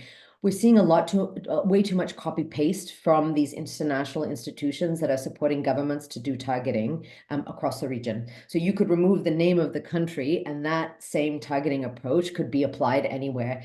And this was what we realized when we moved from Somalia to the research in KRI. I kept telling, especially the key informants who are decision makers at the international level, Somalia is a completely different context, but here's what we found. And they were saying, you remove the word Somalia and we're facing the same issues in Iraq. So it's this idea that proxy means testing, we're going to identify the perfect targeting and all that. And I think that there is something to be learned. Then the question is whether or not it can be scaled, but what can we learn about different ways that local organizations are identifying people? And how can we compare that to the standards? And then take that lead from what for example, the government in Iraq is telling their international partners, we need something that's socially and culturally acceptable. And our history with the public distribution system is that it was a universal entitlement. And we know that that is a fundamental kind of, I wouldn't say moral, but it's a fundamental ethos different than these international organizations. And I think it's worth listening. As Paul said, it's not either or. It doesn't mean that you have to scale exactly what local organizations are doing. But if that starts a conversation, going back to Sarah's point in the intro, I think that's how we can start to contribute to reestablishing or redefining the social contract. If that information is shared a bit more transparently and it doesn't become these technocratic discussions that exclude the majority of communities that are affected and then the organizations that are supporting them at the local level. That's a very interesting response in terms of the examples you give. However, I'd like to prompt you guys a bit more because you are sort of bringing it back to existing government sort of systems, more or less. I mean, what do we know about sort of those responses perhaps in terms of those moral economies that you highlight that underlie sort of a PDS system? What do you know about sort of the moral economies of those much more localized initiatives? Do they have a very different character? And is that required for them to be effective? And if so, sort of what kind of challenges does that raise for drawing out the connections between these sort of state-based sort of systems and sort of those much more localized, sort of flexible, adaptive, and perhaps very rooted and effective at the local scale initiatives? Do jump in because it's your turn to say something. But if you're not going to jump in, I was just going to say something. No, go ahead, please. No, you go first. No, please go ahead. Okay, I'm not going to answer your question, Dolph. I was just going to pick up on the PDS. The PDS is fascinating. It's by some margin, in some ways, one of the more successful and certainly one of the largest social assistance schemes, that's carried on through 20 years of war in Iraq. And it's much disliked by international aid actors. It's it's too universal. It's not poverty targeted. It's not cash. It gives people, sort of vouchers and subsidies, and it's incredibly inefficient in all sorts of ways. But it's immensely successful. It operates at scale. It's seen as universal entitlement. It's the sort of locally rooted thing that arguably we should be thinking about how to make work better. And I think, the cut and paste thing Louisa was talking about, that there's been a tendency to ignore the PDS and see it as a problem rather than seeing it as an extraordinary success through 20 years of war. And that's sort of illustrates a broader set of issues about how, international attempts to support nationally led social assistance are sometimes problematic. Over to you. Hart. Great. No, thank you. I definitely agree. I think on that point, Dolph, what I wanted to say is that, first of all, I think in terms of humanitarian aid specifically, we know that needs are increasing and the level of funding cannot increase in the way to meet the needs. So irrespective if we maintain the humanitarian system as is, we still have a massive gap that's going to be filled by something. And like I said before, these systems and structures exist whether or not we work with them or decide to, sideline them because of any sort of moral issues or power dynamics, etc. So when we have this gap and we have this system, we need to acknowledge it and see to what extent we can leverage the resources and information that's there and work together in a better way. So if that means, focusing more attention on what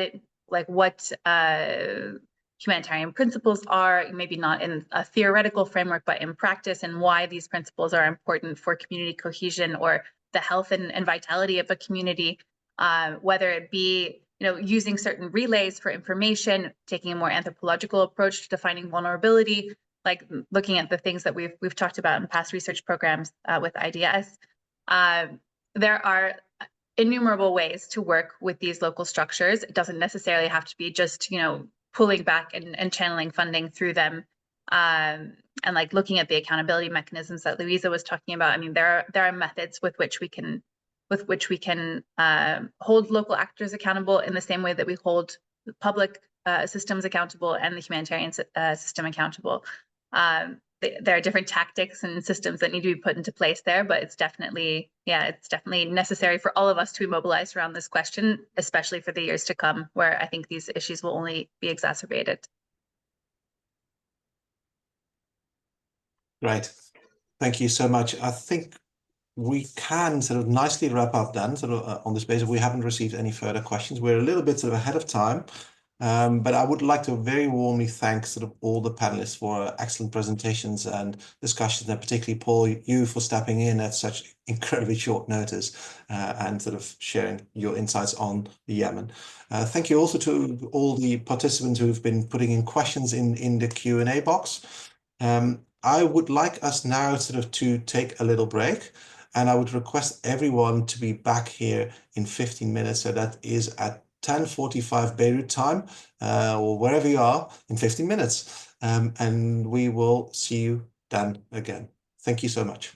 See you soon, folks. Thank you.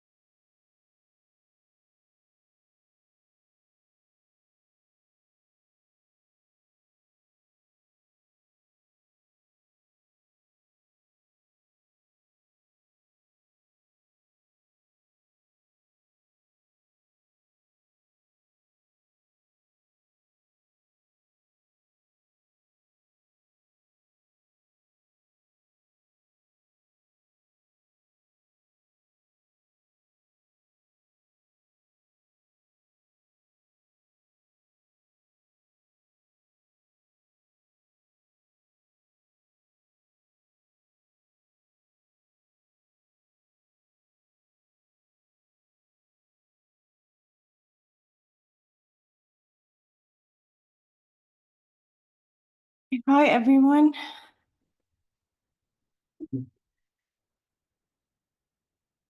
Welcome back. Shall we have a prompt start then?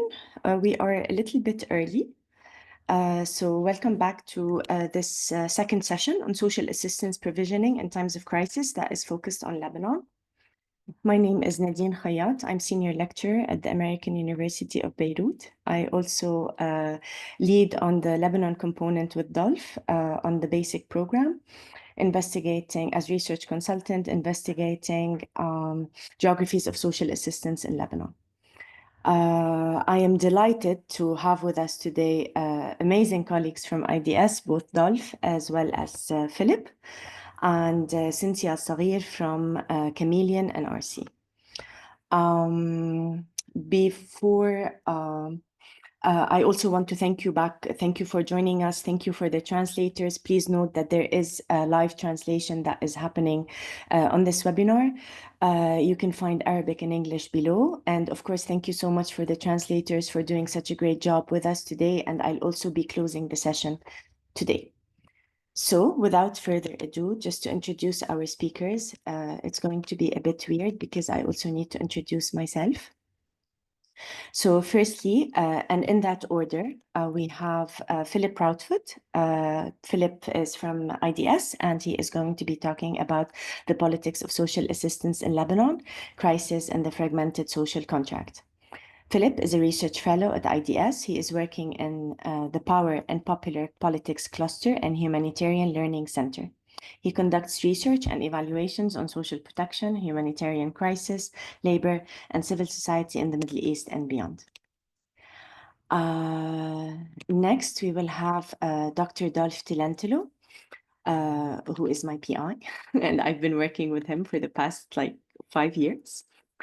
Who is going to be talking to us about patchworks of provisioning, social assistance, and the urbanization of refugees in Lebanon. Dolph is a senior research fellow at the Institute of Development Studies at the University of Sussex. He leads the IDS Cities Research Cluster. His research analyzes the multi-scalar governance processes, actors, state humanitarian development policies, and practices that govern poor and displaced populations incorporating into city spaces. He has an enduring interest in urban informality, food nutrition and security, poverty and well-being, and the ways in which marginalized groups exercise constraint agency and contest structural factors of disadvantage. Recent projects have analyzed protracted displacement and the urbanization of refugees in Turkey, Lebanon, Jordan, India, Finland, Norway, and the UK. Dolph, I hope you don't mind. I'm going to give a very short intro about myself, which is a little bit weird. Yes, as I mentioned, I'm senior lecturer at the School of Architecture and Design at the American University of Beirut. I have been working with IDS as research consultant on the BASIC project, interrogating geographies of social assistance in Beirut. My own research is largely focused on migration and displacement, multiculturalism, leisure practices, and physical and social integration across public space typologies in the urban South. Lastly, I'm also very happy to introduce Cynthia Saghir from Chameleon and RC. And Cynthia is going to be talking about shock responsive social protection in the midst of the war in Lebanon. Cynthia is the Social Protection Policy Advisor at the Cash Monitoring Evaluation Accountability and Learning Network Chameleon and Oxfam Lebanon. So Cynthia wears 2 hats. She has worked extensively in the field of social protection, demographic and labor market dynamics, and socioeconomic and refugee rights with NGOs and academic institutions. So without further ado, I am going to give the floor firstly to Philip. I'm going to give the presenters 15 minutes to talk because, again, we have a bit of extra time. So I thought I'd use this time to give our fantastic presenters more time to talk about their very interesting research that you are about to hear about. And I'm really sorry to bother you guys, but I will provide a 4-minute mark and then a 2-minute mark if you go beyond time. I hope that's okay, and apologies for the interruption in advance. Philip, without further ado, over to you.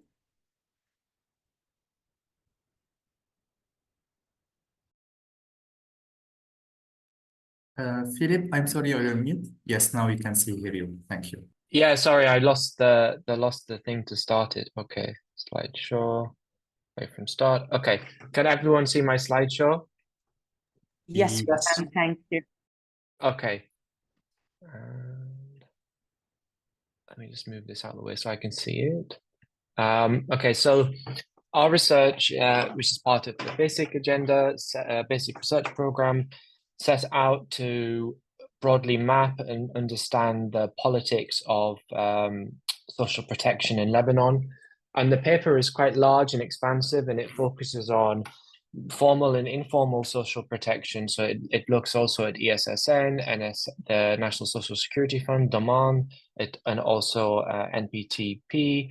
But because there's a limitation of time, I thought I'd focus specifically on the question of informal social protection and also the question of social contract, because I think that's the most interesting part of Lebanon, and it's the dilemma that everybody focuses on, which is how are informal actors, meaning state, non-state, and also, of course, in Lebanon, state, non-state actors who are the state, but also kind of non-state. So the question that this section of the paper kind of seeks to answer is, what is the political impact? What political impact did informal social protection have in Lebanon in the wake of the fiscal crisis? So first, this is a kind of attempt to map out what we might mean by the politics of social protection in Lebanon. So we can take the two strands when we refer to social protection. We talk about social assistance and social security. So informal social assistance in the Lebanese context would mean things like political parties distributing food baskets, the provision of subsidized goods through the Al-Sajjad card, the Hezbollah supermarket, election cycle cash transfers. So necessarily, this is quite an expansive idea of social protection in order to understand how are vulnerable Lebanese people meeting their needs in the most expansive possible way that necessitates this more expanded idea of what we mean when we talk about social protection. So you can also then say there's forms of informal social security, which would be things like support for medical fees, scholarships for students, for the provision of jobs through WASTA or sinecures. Then how then does the formal forms of social protection also become informalized in the Lebanese context? So there you would be looking at things like the manipulation of formal assistance programs, which takes the form of attempting to sabotage those programs, delay them through administrative bureaucratic sabotage, attempting to influence selection criteria, attempting to insist on particular forms of lists, insisting on not permitting dollarized cash transfers during the financial crisis, and then also just direct attempts at capture. And then also on the social security side, you have further sabotaging of alternatives. You have the sort of early 2000s attempts to privatize and capture Daman under the Hariri administration, appointing of party-linked staff, appointing of trade union boards made of trade unions aligned with the political parties. So there are all these other attempts to capture, control, manipulate, and prevent the building of state-led alternatives. So that if we take that expansive definition, then we begin to kind of understand the very complicated mixture of politics around social protection in Lebanon. So the kind of hypothesis that we developed, I should say, I didn't say at the start, I wrote this with Sami Zoughaib from the policy initiative. So the kind of hypothesis that we were discussing when we began the project is, in informal conversations, there's this kind of assumption around the fiscal crisis that it either would allow for the expansion of informal forms of social protection, allowing the Lebanese political class to rebuild their support through becoming more essential after having been de-legitimized through the series of protests up until 2019. So people in a state of need will be more likely to turn to the traditional party structures in order to get support. Or you have the exact opposite assumption that the fiscal crisis is so severe, people will blame the Lebanese political class and it will create an opening. So what we found is that despite those assumptions that we had, Lebanon's underlying socio-political system, characterized by a sectarian clientelism and fractured sub-state loyalties, was basically maintained. And this was despite, in our focus groups, which I'll discuss, a drop in the provision of informal assistance. What we discovered was the relational nature of a clientelistic socio-political structure meant that many people we spoke to were willing to tolerate drops in support from the parties who were in power in their areas. So therefore, better social protection in Lebanon requires an understanding of the relational dynamic between citizen and the state, i.e. the social contract. But I'll get to it, but we often talk about the social contract, but we do, when we talk about it, have to deal with some of its critiques in the Middle East, in the Middle Eastern context. So, you know, what are our broader frameworks? First, when we talk about sectarian identity, we insist that, of course, sectarian identity cannot be removed from history, but it changes in emphasis depending on particular political economy structures. It's always a very loose and non-perfect category in Lebanon that sometimes aligns with political positions and sometimes stands in opposition. It is not an ahistorical feature in Lebanon. It's something that is reproduced through a particular political structure and a particular economy that gives sectarian identity political salience and value. And of course, the history of Lebanon, the broad history, sees that wave, the sort of rise and fall of the importance of sectarianism as an organizing principle. But one of the ways in which sectarian identity is politicized is through the confessional governance system, so the actual political system, but also through things like social protection, i.e. material forms of transfer that give your sectarian identity a form of value. And lots of existing literature in political science would suggest that in states like Lebanon, where you have a relatively deliberately made weak state, that there is an increased emphasis then placed on sub-state loyalties in order to gain access to forms of social protection. So it's quite an obvious argument, but it's political science, so they like obvious arguments.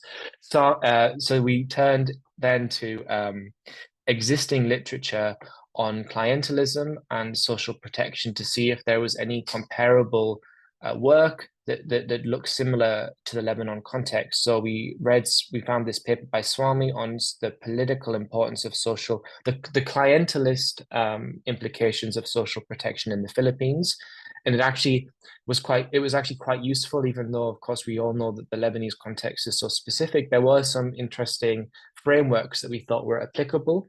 So Swami identifies 5 key aspects of social protection that lead to its political influence. So the first is the origin of the resources that are being distributed.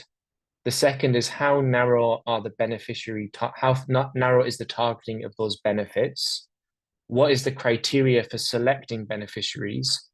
And is there a contingency of support on those benefits? So do you only receive that form of protection in exchange for voting? Would it be withdrawn if you don't vote in the particular sort of way? And then also the duration of the patron-beneficiary relationship.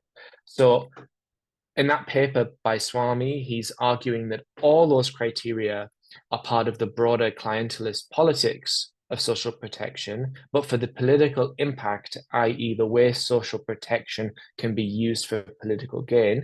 Number 3, the criteria for selecting. And number 5, the duration of the relationship between client and beneficiary are the 2 most important.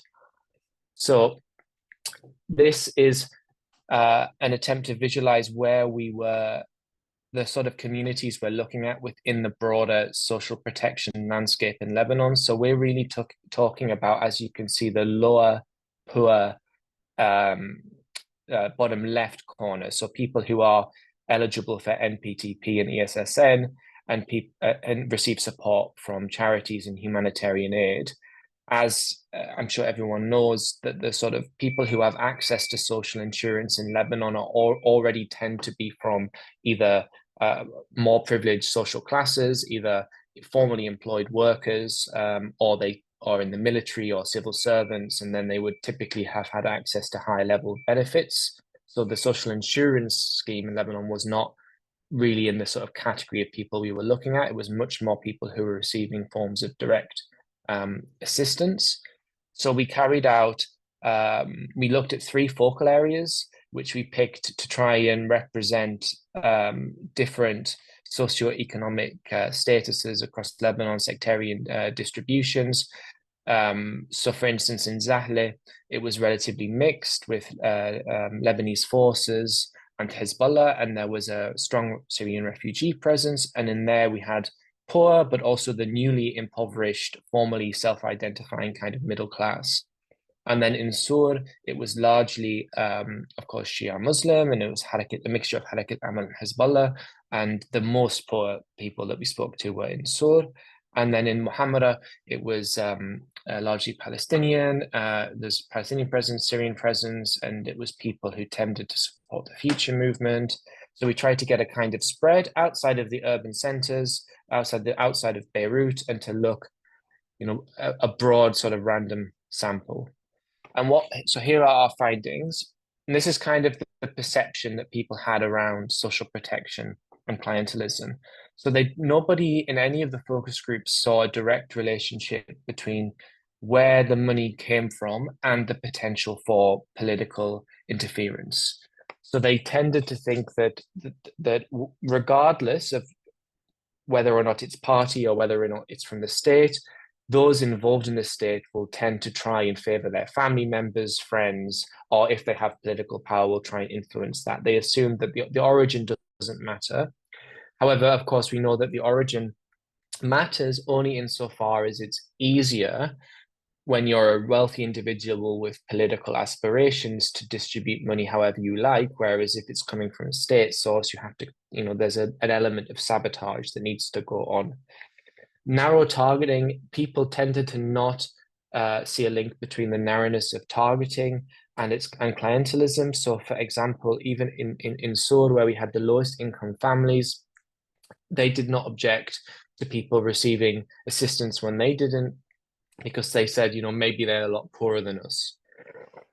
And this leads to a sort of point of caution, so that, if we imagine the most perfectly targeted formal social protection in Lebanon, we know that it would probably still have a sectarian skew, because the long history of Lebanese political economy means that some sectarian groups tend to be poorer than others still. So there will inevitably be a kind of sectarian skew anyway. So the criteria, this was perceived as the strongest marker for clientelism. So for example, the Stajad card from Hezbollah, this was perceived to be the strongest place through which clientelism can occur. However, this was not understood negatively. There was largely a strong sense among the people we spoke to that this is indicative of community support, solidarity. There's a kind of expectation of political leaders to support people. Where we found opposition to these forms of provisioning, it was not in the form of sectarian provision itself. It was perceived corruption within that provision. So for example, in Zahle, there was conversation around a wealthy individual who gave money for Christians to get scholarships in schools, but the school had embezzled that money itself. And that was what upset people, not the very idea of the provision for scholarships. And the response to that was, well, these Christian students, they need it because there's so many scholarships for Muslims and Syrians. It's important for us to also have it for ourselves. So it was kind of, the negative perception was around internal embezzlement, not the very idea of provision on that level. And the second and final 2 markers, contingency and duration, they were blurred. So in Lebanon, people would differentiate between 2 forms of informal protection, electoral mobilization and community support. So there's an uptick in distribution during election cycles. This was largely viewed to be negative and based on self-interest, but also not necessarily seen as an obligation to vote for the candidate. People are quite proud of boasting that they took the money and voted for someone else. So it's also seen as a way of showing off. But at the same time, that's kind of viewed negatively. whereas community support, longer duration support, putting money into the community and building a relationship, this was supported. And what people saw as negative was an effort to expand, use, or exploit the crisis. And they were relatively forgiving of drops. So, for example, Harakat Amal was not providing as much assistance in Sur, and people said, you know, Haram, they don't have money either. They'll support us in the future. You know, there was a way in which people were willing to forgive. And that's because the relationships have been built up over time. So this then leads to the discussion around what would it look like if it was better? What would better assistance look like in a crisis? So we often say that social protection is essential for building a social contract in the Arab world. This has become a common refrain. But we have to ask, what exactly do we mean by a social contract? Because the typical kind of post-colonial critique of social contract theory in the Arab world is that social contracts are a Western, Eurocentric notion that comes through Western philosophy from Hobbes and Jean-Jacques Rousseau.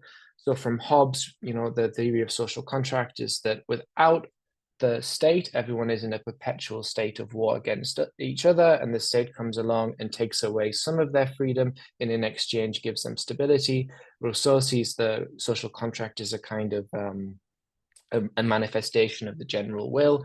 And the argument that people would make from a post-colonial perspective is that this is a individualized Western idea of the state, and that in the Arab world, what is important is family, obligation, community, not individuals entering into contracts with an entity. You know, this is a very Western-centric idea.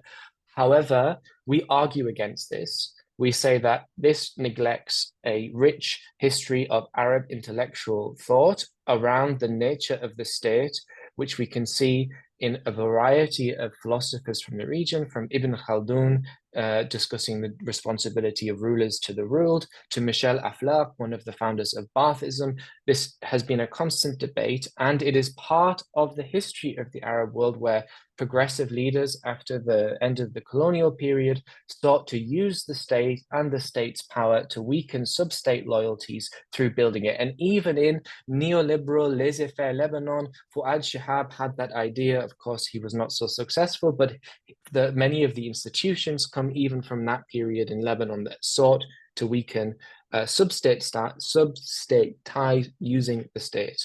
3 minutes, Philip, please. How long, sorry? 4 minutes, how about that? Okay, I'm almost done. Yeah. All right, thank you. Okay, so that history, the immediate post-independence history, when we look at development statistics from that period, that's pretty much the only time we see those statistics going in the right direction. So one would argue that there's potentially a lot to learn from that period around using the state as the mechanism through which these sub-state loyalties can be weakened. And what's more, in other, you know, we have a funding restriction. We didn't have enough money to do a big survey. So borrowing this data set from a different paper, we can see that actually in Lebanon, people do support a social contract. So I don't need to go through each point, but you can see the big reds, that's the yes, right? That's the agree. Should citizens be loyal if their government provides security? Yes. Should they be loyal if it provides social and economic services? Yes. Currently, there is no reason to be loyal to the government. You know, people still are a bit loyal, but you know, can see it's a lot weaker. So basically, this research, which was on a large data set, quantitative analysis, shows that people in Lebanon do want a social contract. So, what's the way forward? Potentially the NSPS, the Strategy for Building Social Protection in Lebanon, is a way forward. It does envision a resilient social protection system that can ensure universal coverage based on rights, responsiveness to shocks, financial sustainability, life cycle, all of the good stuff that we generally think is a good idea. However, the problem is that all over the world, these sorts of strategies exist, and they very rarely get transformed into a reality. And that's in countries that have less political complexity than Lebanon. So one of the things that we argue is necessary is reckoning with the reality of the Lebanese state. You know, not just pursuing technocratic fixes, but actually understanding who are the change makers in Lebanon and how can they be responded, and then learning from other contexts where change makers have pushed for these things. So therefore, in order to push these policies that would break these relationships that are long and durable, and have eroded the Lebanese state, you have to understand who wants to erode the state and why, and then you have to understand who can push back against that. And the diagnosis in Lebanon would be that it is civil society and a revitalized trade union movement. And those are the vehicles that would be able to push for the building of this universal social protection strategy, because otherwise you're neglecting the reality of the Lebanese state that benefits from the fractured substate, the fractured substate forms of social protection provision. Okay, thank you. Brilliant. Thank you so much, Philip, for such an insightful presentation on the informal social protection in Lebanon, the fragmentation of the multiple actors in the state. That was really, really very rich. I have a lot of questions, but I will keep them till later. Right, and now, Dolph, over to you, please. You also have 15 minutes, so whenever you are ready, please. Yes, I'm waiting for the presentation to be put up, and then I will get going. Right away. Thank you. It's great. Right. Yes, Nadine? No, all yours, sorry. Okay, I cannot see my presentations as yet, so it would be useful if that could be put up. I think it's coming now. Thank you so much. Right, so this presentation is based on work that Nadine and myself have done together with Acted and World Vision as part of a basic project on geographies of social assistance. It's a work in progress, I should say. So please bear with us. This is the first time we share sort of some of these findings, and perhaps they haven't been sort of thought through quite as well as they ought to be. So it would be great to hear your thoughts on our findings as well. Broadly, the project sort of is investigating social assistance support, in urban informal neighborhoods of Beirut in a context of deep political, social, and economic crisis. And sort of course, sort of more recently, sorry, there seems to be the timer sort of function seems to be running sort of right on the presentation. So I'm not quite sure. So if that could be sort of immobilized, that would be very helpful. Thank you. Okay. You can just tell me next slide, and I will. I will do that. Thank you. Thank you. Great. So we investigate social assistance in a context of protracted urban displacement and the urbanization of refuge that we see in Lebanon, but in many other large-scale protracted displacement crises where more and more displaced populations are moving into urban areas and seek to survive there. Most recently, next slide, please.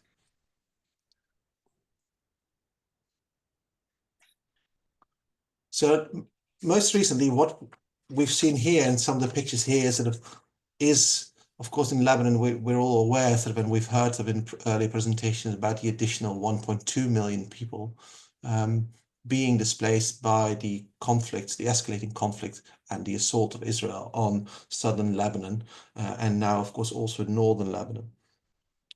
This has sort of displaced sort of 1.2 million sort of Lebanese people, but in addition to that, sort of countless others who were already present, Palestinian and Syrian refugees in particular, facing recurrent displacement. When this sort of first wave of assault started, there was a very rapid sort of immediate response that you see here in some of the images. As people were making their way out and fleeing sort of the areas of southern Lebanon, sort of moving sort of into the cities to seek urban refuge, they were met sort of on site sort of by groups of volunteers handing out sort of essential sort of food and beverage packages. And this is quite striking in many ways. And of course, it speaks to the presentation we've heard before about the role of responsive, resilient sort of local civil society action. Here, what we see the transfer of material assets at little cost, but at a high value and at some scale for sure. Initiatives that were highly responsive to needs, people on the road being stuck in traffic jams, spending long time getting to safer places. By historically displaced groups themselves, here we witness people who themselves were stateless Palestinians in Lebanon or Lebanese citizens themselves providing assistance to these IDPs of various sectarian backgrounds. Providing support both, therefore, within and across sectarian communities, as many IDPs would have been Shia, but not only. Significantly here we see assistance by non-state entities, and arguably what we witness here is a phenomenon that expresses an existing infrastructure of social assistance that often not well recognized, poorly understood and documented, and often absent from view in debates about social protection in Lebanon. Is it perhaps a tip of an iceberg whose main body mass is submerged, out of view, yet a critical infrastructure of social assistance that is always present? Do these forms of social assistance provisioning outside of the state reach ordinary residents of urban informal neighborhoods, whom we may assume to be the people on the lowest incomes and in greatest need of support in general? Are they a significant part of a patchwork of provisioning? And if so, through what modalities of targeting, distribution, and instruments do they alleviate needs, and for whom? These kind of questions we try to start engaging with in this presentation and in the work that continues. Next slide, please. So the research question we have focus on two aspects today. So do people of diverse nationalities, Syrian, Palestinian, Lebanese, living in urban informal neighborhoods in Beirut, have different recent histories of receiving social assistance? And what has been their exposure to diverse types of assistance from state, non-state, local, and international organizations? I should highlight that whereas we started off discussing these recent impromptu support mechanisms as in the previous slide, our research was conducted prior to this, and we were already looking into these questions, but we considered those recent examples just recent iterations perhaps of a similar phenomenon. Could I have the next slide? So the way in which we set up this work has been conducted already since May 2003, when we conducted some initial pilot field visits to 3 adjacent urban informal neighborhoods in Beirut, each of them having distinct governance arrangements, covering on the one hand Palestinian camps, secondly informal gatherings, and thirdly informal settlements. I won't elaborate on the specific governance arrangements for these, but they are distinct. They are governed by different public authority actors, and they share a neglect, historic neglect, and a very partial and extremely limited engagement by municipal corporations of Beirut and Goberi, which are the 2 local jurisdictions. This work then involves negotiating gatekeepers' permission, which we all had lined up, but unfortunately, for this research, this was severely disrupted by the outbreak of violence in Israel and Gaza. The more recent events I particularly refer to here, of course, are around October 7, 2023. Fieldwork, however, was able to be picked up again in February to July 2024, and when we conducted a series of transect walks, a mini survey of inhabitants covering nearly 200 people, and we commenced a series of key informant interviews with local social assistance providers. Unfortunately, that has to be suspended again because of subsequent further outbreaks of conflict. Next slide. In the next slide, I'll show you the areas in which we've worked. So you can see the 3 neighborhoods here, 3 areas adjacent to one another.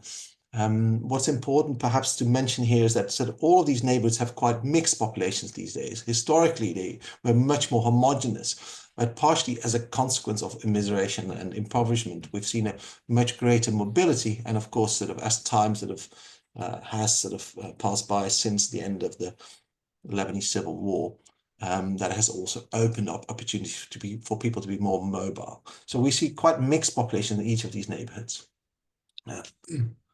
Next slide. So we conducted sort of a mini survey here with local residents, the great majority of these were women. This is partially a function of their availability and presence in these neighborhoods during the daytime when we conducted sort of this field work on the streets and in sort of other public spaces. But we made sure sort of that there was a good sort of spread of at least 3 major population groups: Lebanese, Syrians, and Palestinian refugees from Lebanon.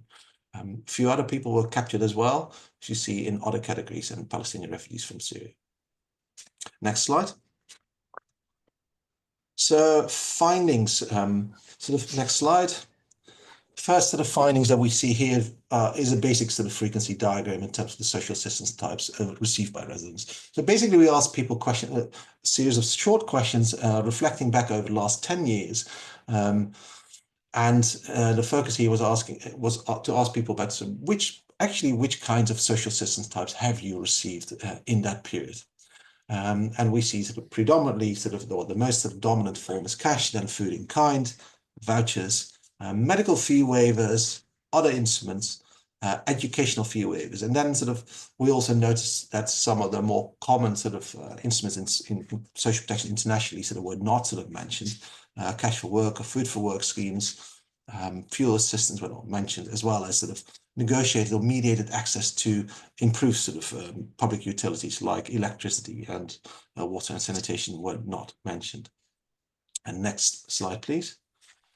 So I'm going to show you some findings of our statistical analysis that we've been very recently conducting.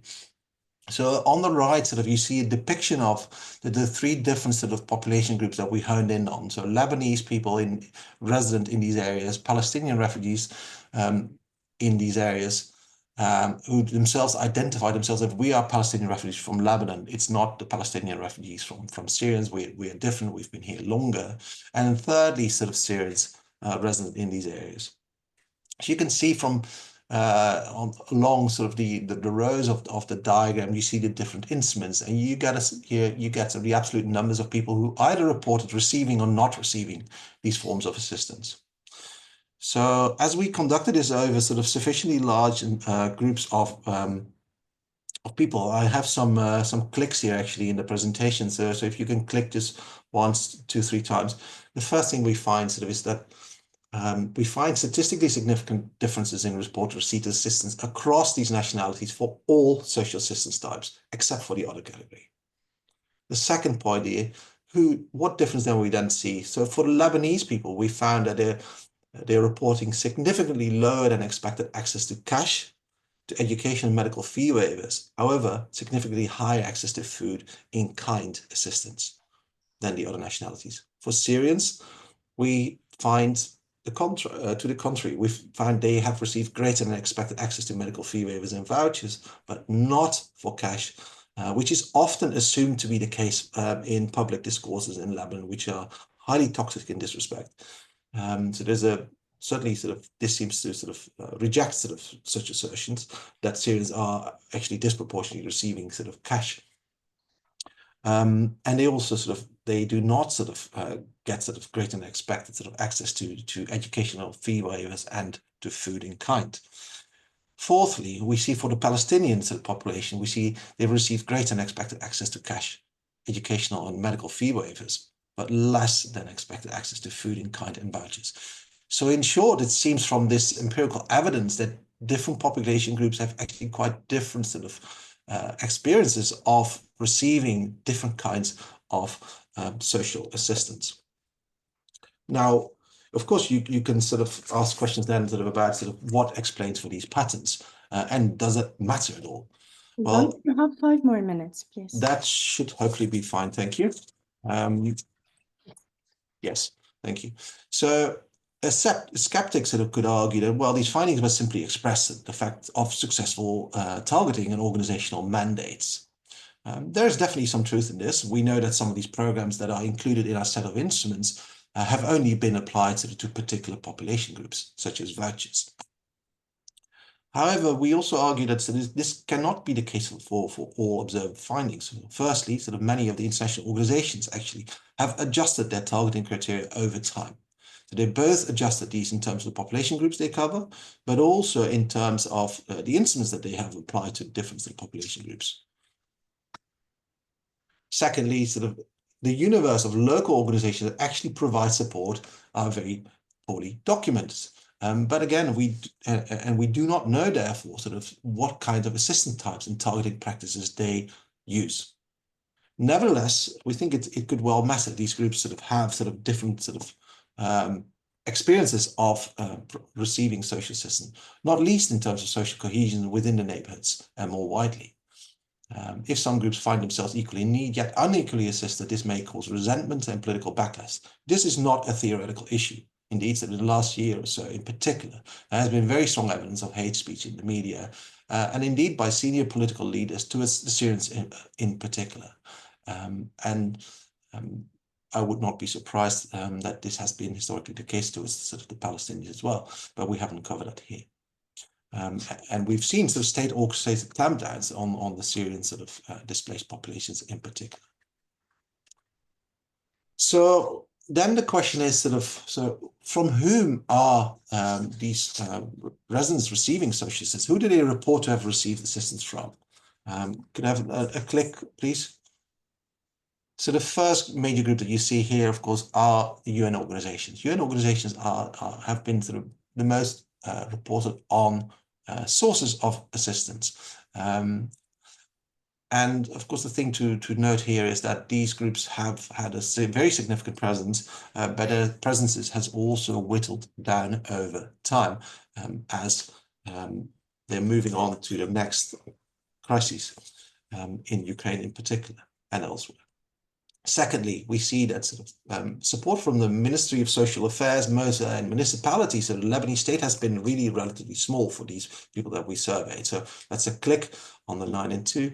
Further to that, we found that political parties and associated charities sort of see a reasonable share of the population reporting on receiving assistance from them. So 1 in 10 of our sort of set of respondents.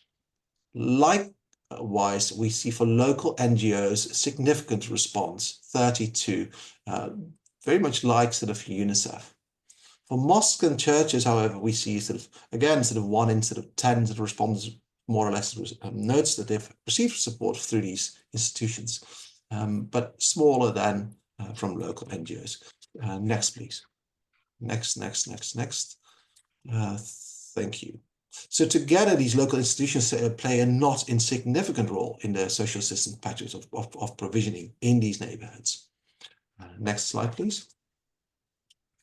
So do different nationalities have equal access to the assistance given by diverse providers, then is the question. Next. So we find statistically significant difference in reported received assistance across nationalities from the following sort of assistance providers. WFP, UNHCR, UNRWA, but also for mosques and churches, for charities associated with political parties and the Ministry of Social Affairs. Starting with the latter, it's very obvious the ministry sort of targets only Lebanese sort of citizens. That's its mandate, and therefore it's not surprising to find sort of them having this observed sort of pattern in provisioning unequally, if you like, across the 3 different nationality groups. This is also, again, less sort of unexpected sort of for WFP, UNHCR, and UNRWA. UNRWA in particular, of course, is a very narrowly defined sort of mandate focusing on Palestinians. But perhaps more interesting here is this pattern in terms of mosques and churches.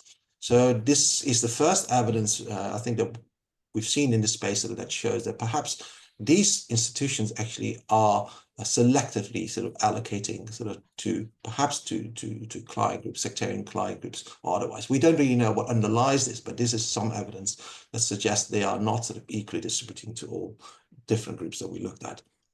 And we also find that, in contrast, there have been no such differences in terms of targeting, if you like, or in terms of reported assistance, rather, for UNICEF, INGOs, NGOs, municipalities, and for political parties.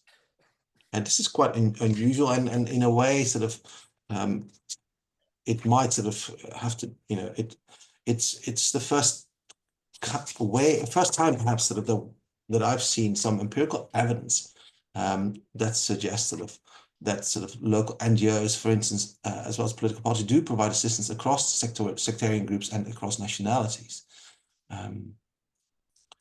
So for associated charities to the political party, however, we do find very weak statistical evidence. This may be the case for them. So is this a kind of an internally incoherent finding we need to look further into? Last slide, please, or to wrap up. So to conclude then, we find that sort of UN organizations are the dominant social assistance providers for people living in informal neighborhoods in Beirut. However, their presence is waning and sort of unsustainable, if you like, in terms of providing regular and continuing assistance. Secondly, we find that the Lebanese state has a really quite a limited presence.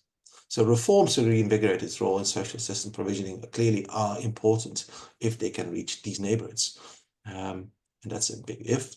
But also it is unlikely to support these non-Lebanese populations. Let's be very clear about that. There's been no intent or history supporting the Palestinians or the Syrians by the government of Lebanon through social assistance schemes. And we cannot expect that to happen in the past, however much we like that to be the case. Local non-state institutions are a not insignificant part of the existing social assistance landscape we see here. We see here sort of empirically, perhaps for the first time. And we think this deserves greater attention in social assistance analyses and debates, which typically have a status focus. So the focus is typically oriented to a sort of either humanitarian sort of assistance sort of landscape, the international landscape, an international system of assistance in relation to the state and central and sometimes sort of the local state. But insignificant attention, as we've heard in earlier presentations, to local non-state institutions that are part of this social assistance patchwork of provision. And while often vilified as a sectarian and narrowly serving their own members, our study offers some initial evidence that local non-state institutions can and do provide assistance to people in need across sectarian divides and across nationalities. And this is constituting potentially an important contribution sort of to future Lebanese sort of social protection systems. Last but not least, I think we've heard this before as well, while these initiatives are worthy of greater donor attention, sort of, in some ways donors may be hamstrung to respond, as some of such organizations are designated as terrorist outfits. Thank you very much. Great. Thank you so much, Dolph, for this insightful presentation on the difference in social assistance across populations, experiences, as well as providers and actors. It's very interesting, and I would really encourage our attendees to start thinking about questions for this presentation, as well as parallels with Philip's presentation on the social contract as well. So without further ado, we are moving to Cynthia. Cynthia, hello. All yours, also for 15 minutes. So please take it away. Okay, I'm gonna share my screen if that's okay. Of course, please go ahead. Okay. How do I do this again? Sorry. Sorry, this one. Wait, can you guys see something or hold on? Not yet. Sorry. Not yet. Okay, I don't know how to do this. I'm sorry. Do you want me to share it and you just no, I got it. Okay, perfect. Okay, share. Oh, okay. That's weird. It was happening and it disconnect. Can you sorry, one moment. No, take your time. Okay. This one. Share. Okay. Is it working now? We can see your desktop. Okay. Yeah. All right. Yeah. Just move into okay. Yeah, perfect. Thank you. So basically today I'll be talking about, so I will be talking about shock responsive social protection in Lebanon amid the war. And also I'd like to thank BASIC for the opportunity. It's much appreciated. Thank you, Nadine, and everybody.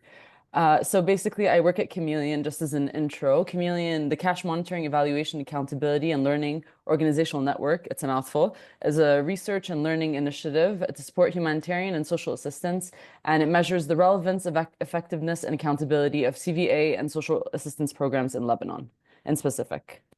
So basically as a situational analysis in Lebanon, obviously there's been I mean, the war has been going on since October of 2023, but it has reached like peak recently in September 23 of 2024, where there was a large wave of displacement beginning. And for now, I mean, the estimate of the number of people that have been displaced is between 1.2 million to 1.4 million.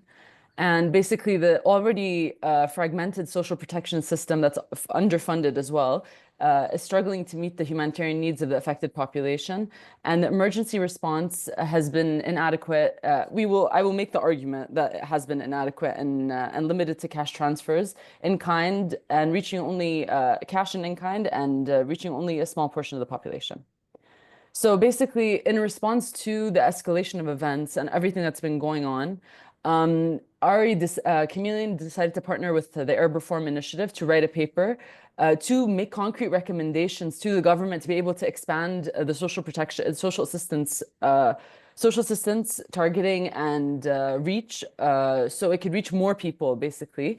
And basically, the policy paper is titled "Lebanon's Social Protection System Suffers Amid the Current War. Urgent Action Needed." So we didn't want to write something basically that was very generic. We wanted to come up with very concrete recommendations like policies in terms of financing. And so basically, the purpose of the paper is to assess the current social assistance response to the war, provide concrete policy recommendations, and draw on lessons learned to help devise a more shock responsive and resilient social protection system. So just as an overview of what I'll be speaking of, I just want to basically outline the social assistance programs that I will be speaking about, because these are the ones that should be used and are currently being used, but not sufficiently enough. But they have so this is not to say that the government hasn't done anything. I'll go through what the government has done, but just as an overview, these are the different programs that that we have as social assistance in Lebanon.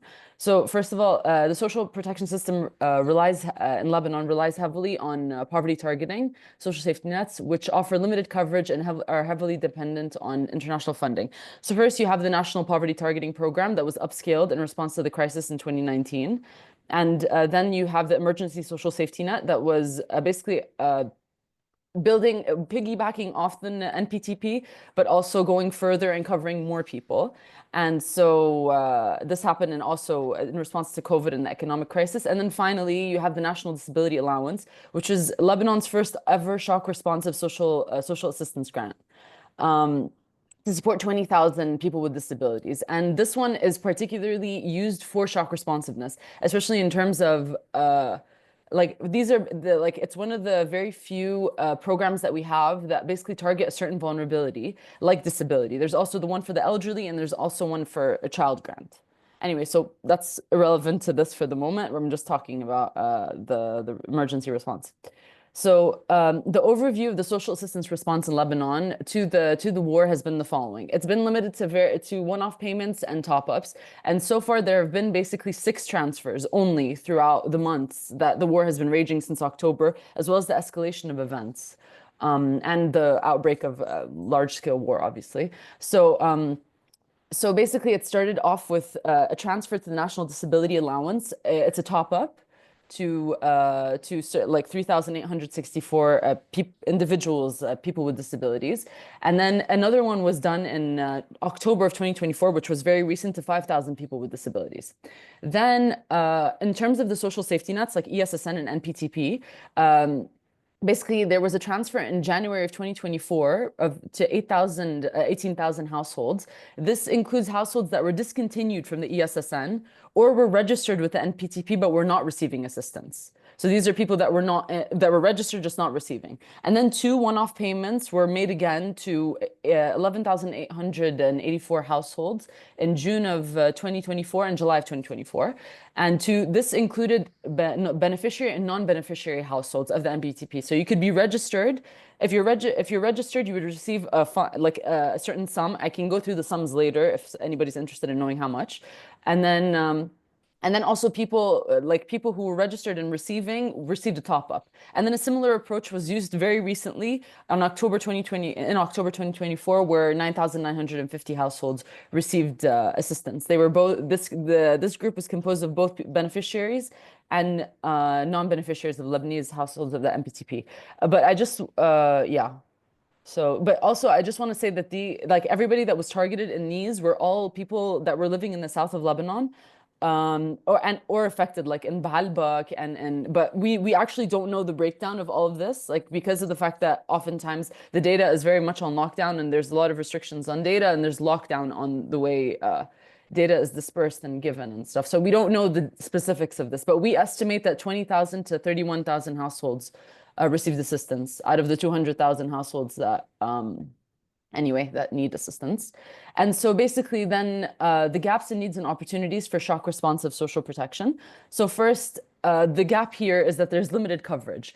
This is prior to even the war and everything. So there is a significant gap in social protection coverage due to insufficient sustainable funding and limited eligibility criteria, because of the fact that like you need to even if you register, you're not immediately eligible. And plus the registration process itself is a bit grueling. Then second, unsustainable funding sources. So basically all three of the social assistance programs that I've mentioned, the NPTP, ESSN, and NDA, rely on donor financing to disperse cash to beneficiaries. And so basically the amount of money that is given and the number of people that are given assistance is heavily dependent on whether or not the international community is willing to give this money. So this makes it very difficult to be able to, aside from like internal government turmoil, there's also this very important aspect of it where the transfer value as well as the volume of transfers varies according to donor commitment. So then also at the same time, which is something very unfortunate that took place, which is the transition to a unified registry. So the process of verification and unification of social safety nets took precedent over the needs of people who were affected by the crisis. And this is also a very costly process. So basically, in terms of that, in terms of unification, they had to re-verify all the households of the NPTP to unite this social registry with the ESSN's registry. So this is a very costly process because you have to have social development workers. We don't know the budget again that they used for this because this is not clarified. This is not something that's given out. So, but it's definitely a costly process because proxy means itself is a costly process because you have to keep on rechecking the formula. Anyway. So then in response to this as well, we decided to come up with very concrete recommendations, as I've said before. And basically, policy recommendations include the expansion of how do you do that, basically, and why do we say this? So basically, we recommend the vertical and horizontal expansion of the social registry, using the social registry, sorry. So the government should expand the social safety nets to include all populations registered with social safety nets in the affected areas, and further increase the value of top-ups. Because if we want to estimate the number of people that are actually registered with the social registry, with the Ministry of Social Affairs, it's actually a lot larger than just 11,000 households or 9,000 households. So there's like there's like a need to be able to give everybody, which they haven't been doing. We assume it's because of the limited budget and also because the government is unwilling to allocate money, which we will discuss later.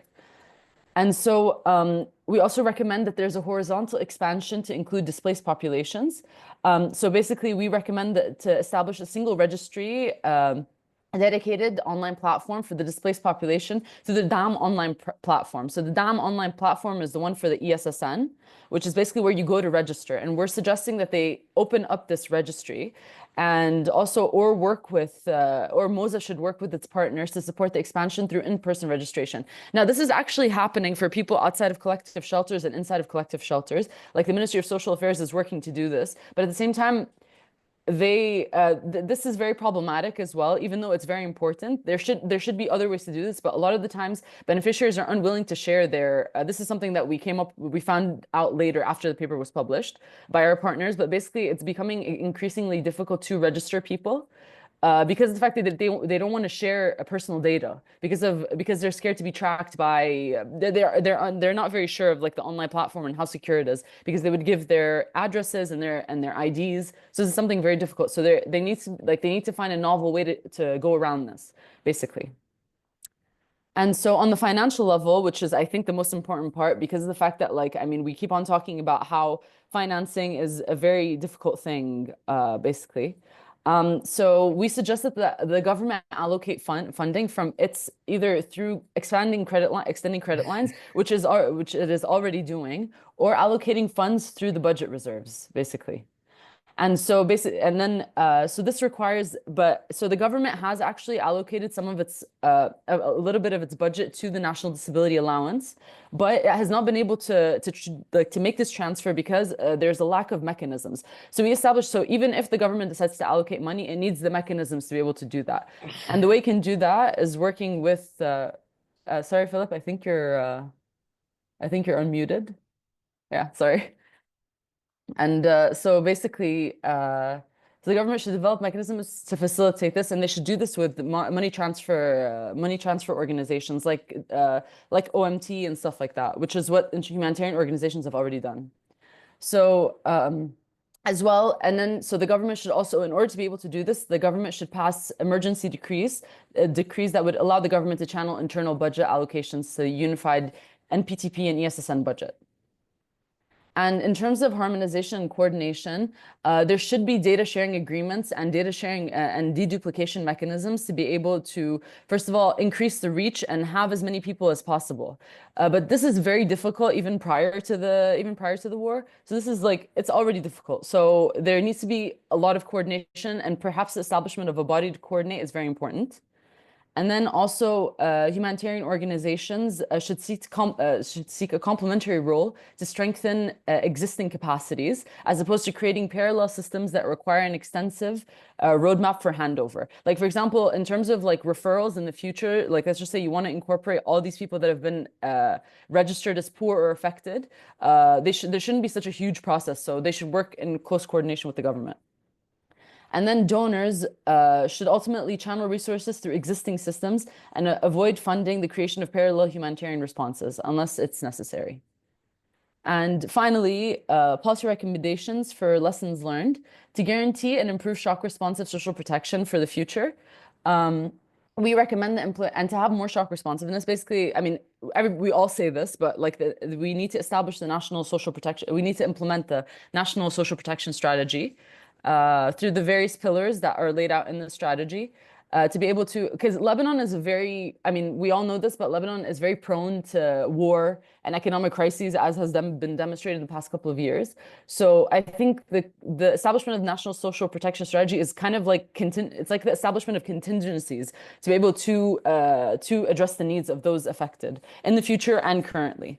And also, the implementation of the pensions law passed by Parliament in December 2023, which would support people. But of course, this requires even more attention to be paid to other mechanisms, like other bodies in the government, such as the NSSF, which is not a part of the government. But in order to be able to restore the need, anyway, so this is something else. I'm just going to be very clear with I'm going to keep it to social assistance for now. And thirdly, invest in building the infrastructure and capacity of a universal rights-based social protection system, because having this is very important to be able to address the needs of people who are affected, especially in times like this. I mean, that's the whole point of having social protection and universal rights-based social protection, because so this would leave no one behind, basically. So yeah, anyway, so I'm done if anybody needs anything.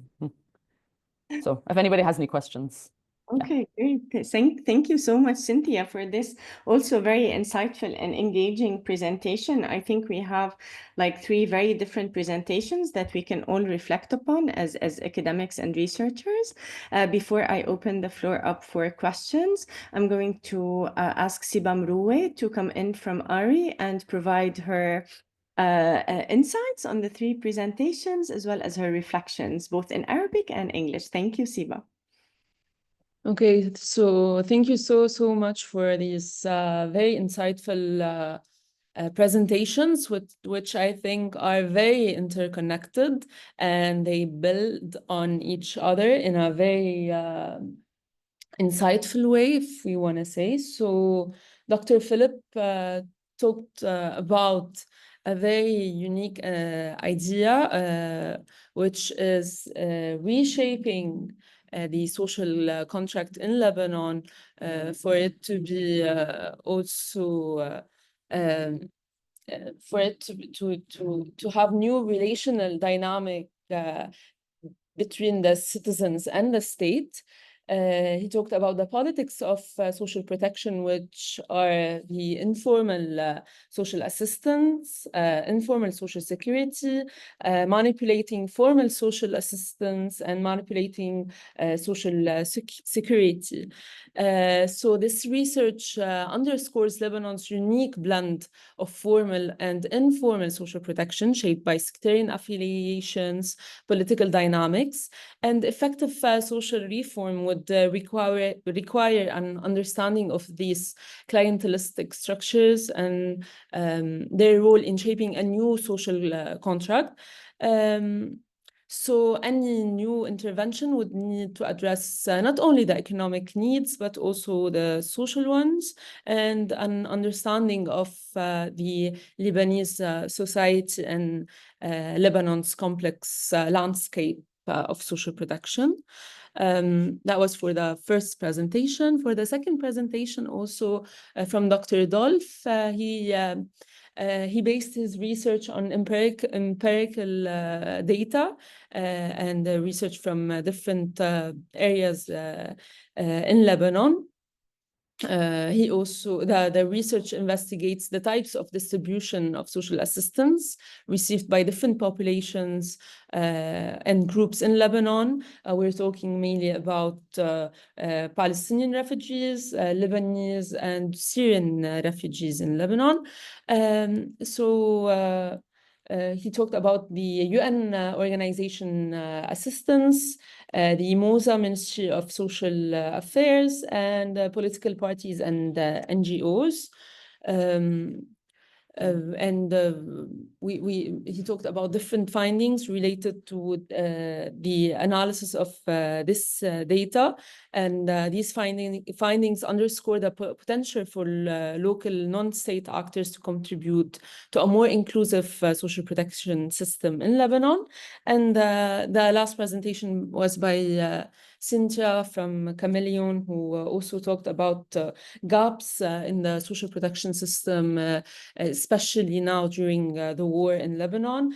She talked about limited coverage, unsustainable funding resources, transition to a unified registry, and she suggested some policy recommendation, such as the expansion of social assistance, the expansion of social registry vertically and horizontally, and to include more people, and also recommendations on the financial level.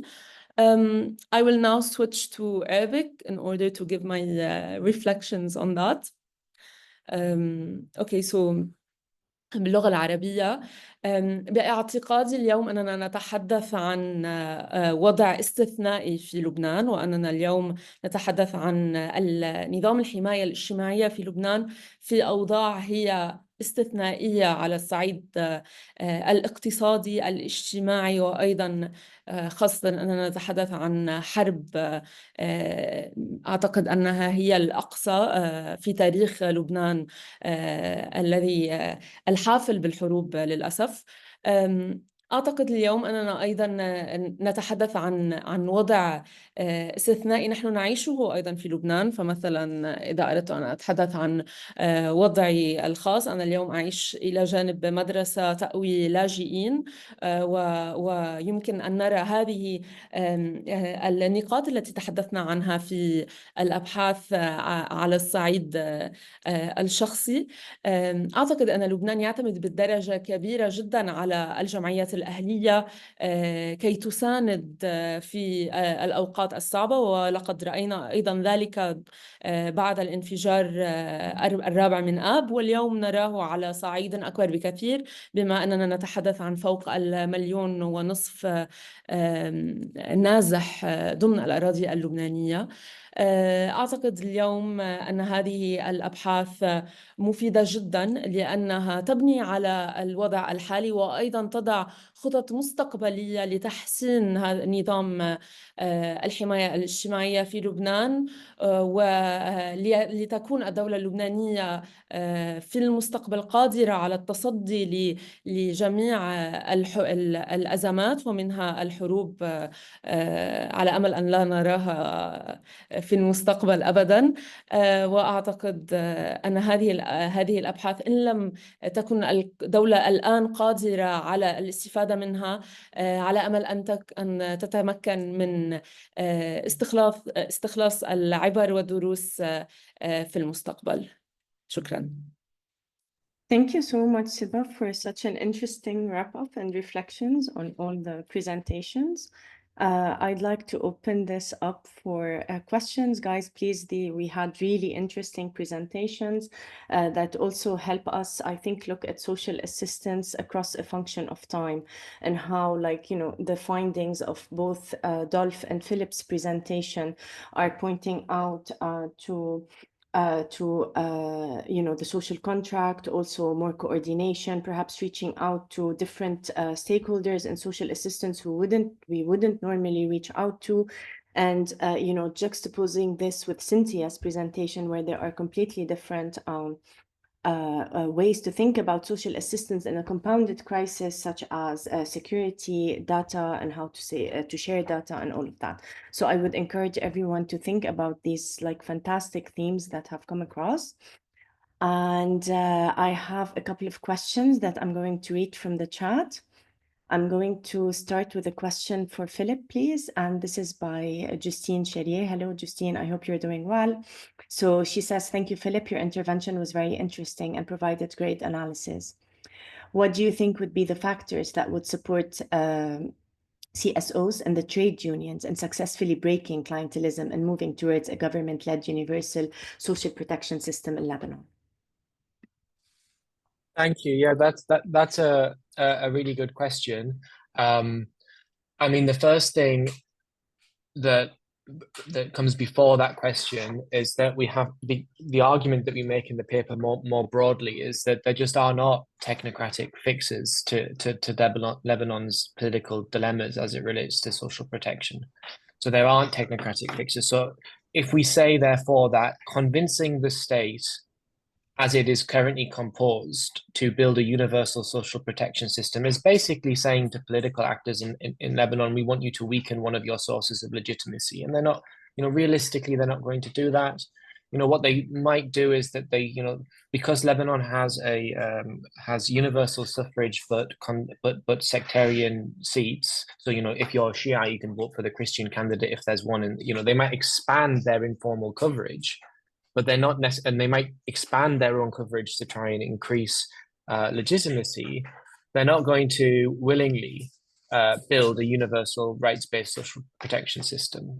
It's not in their interests. And the times that it's been attempted in Lebanon's history has, you know, Fuad Shahad, you know, his rule ended for a reason. He went in very hard and tried to build that universal system. But we can make empirical observations that in other neighboring countries where a state-led system has been pursued, it was done for the reason of breaking sub-state loyalties, partially to weaken the sort of comprador classes that were left when the French left Lebanon, or you know, the allotment of the comprador sectarian class. So you want to try and break the power of the feudal landlord, etc.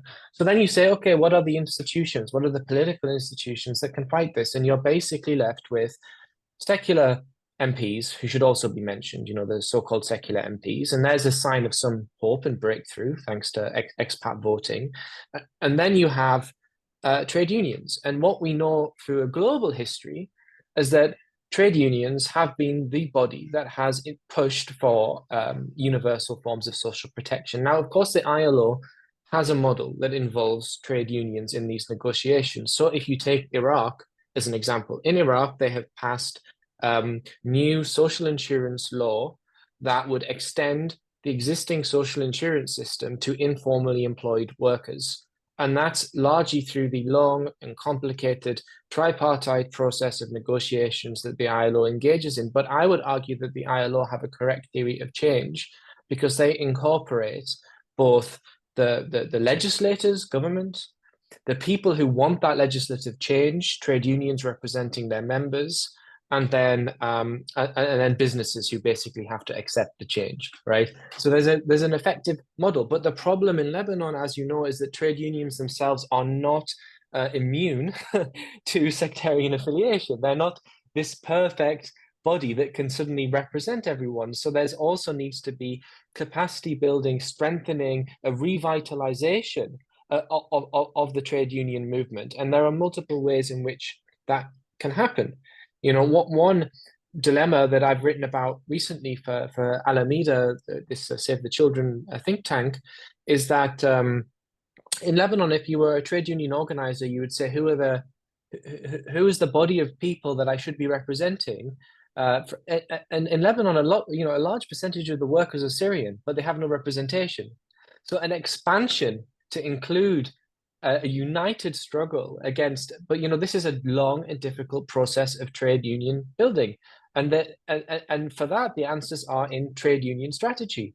It's increasing your membership density, generating new leadership within trade unions, an expansion of membership, and then you have the vehicle that can push for the reform, because it's not easy. But I would say it is a solution that reflects the reality of the Lebanese state, but that doesn't mean it's easy. It just means that the other route is a dead end. I would worry.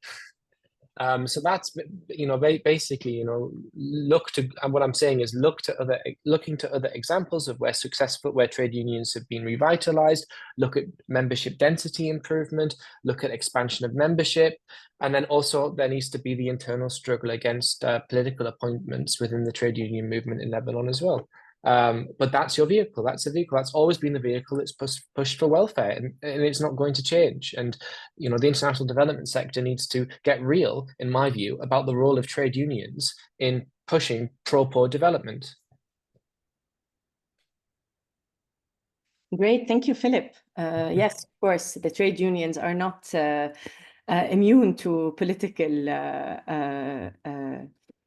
influence, as you are saying. I mean, they're highly politicized. So, thank you for that answer. And thank you for explaining how trade unions can actually expand their membership and be taken more seriously. This is really great.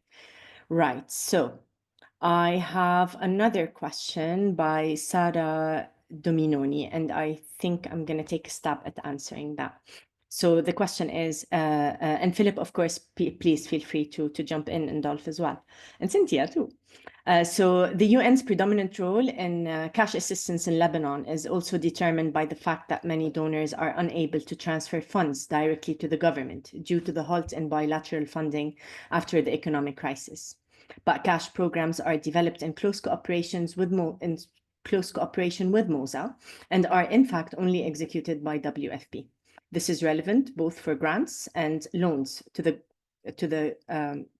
government of Lebanon. From research, is it clear that citizens' perception remains that this is UN support? How can this perception be shifted to reinforce the social contract with the government of Lebanon? Okay, so just taking a quick stab, and guys, please feel free to jump in. Yes, so donors are unable to transfer funds directly to the government, and throughout our research, we heard a lot of reasons of why that is. One of the reasons that is because there is also a difference in the rates.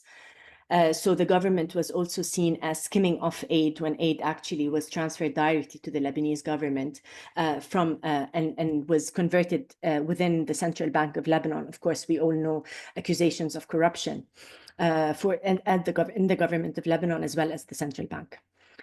So this is one of the reasons. But are people aware that this is UN support?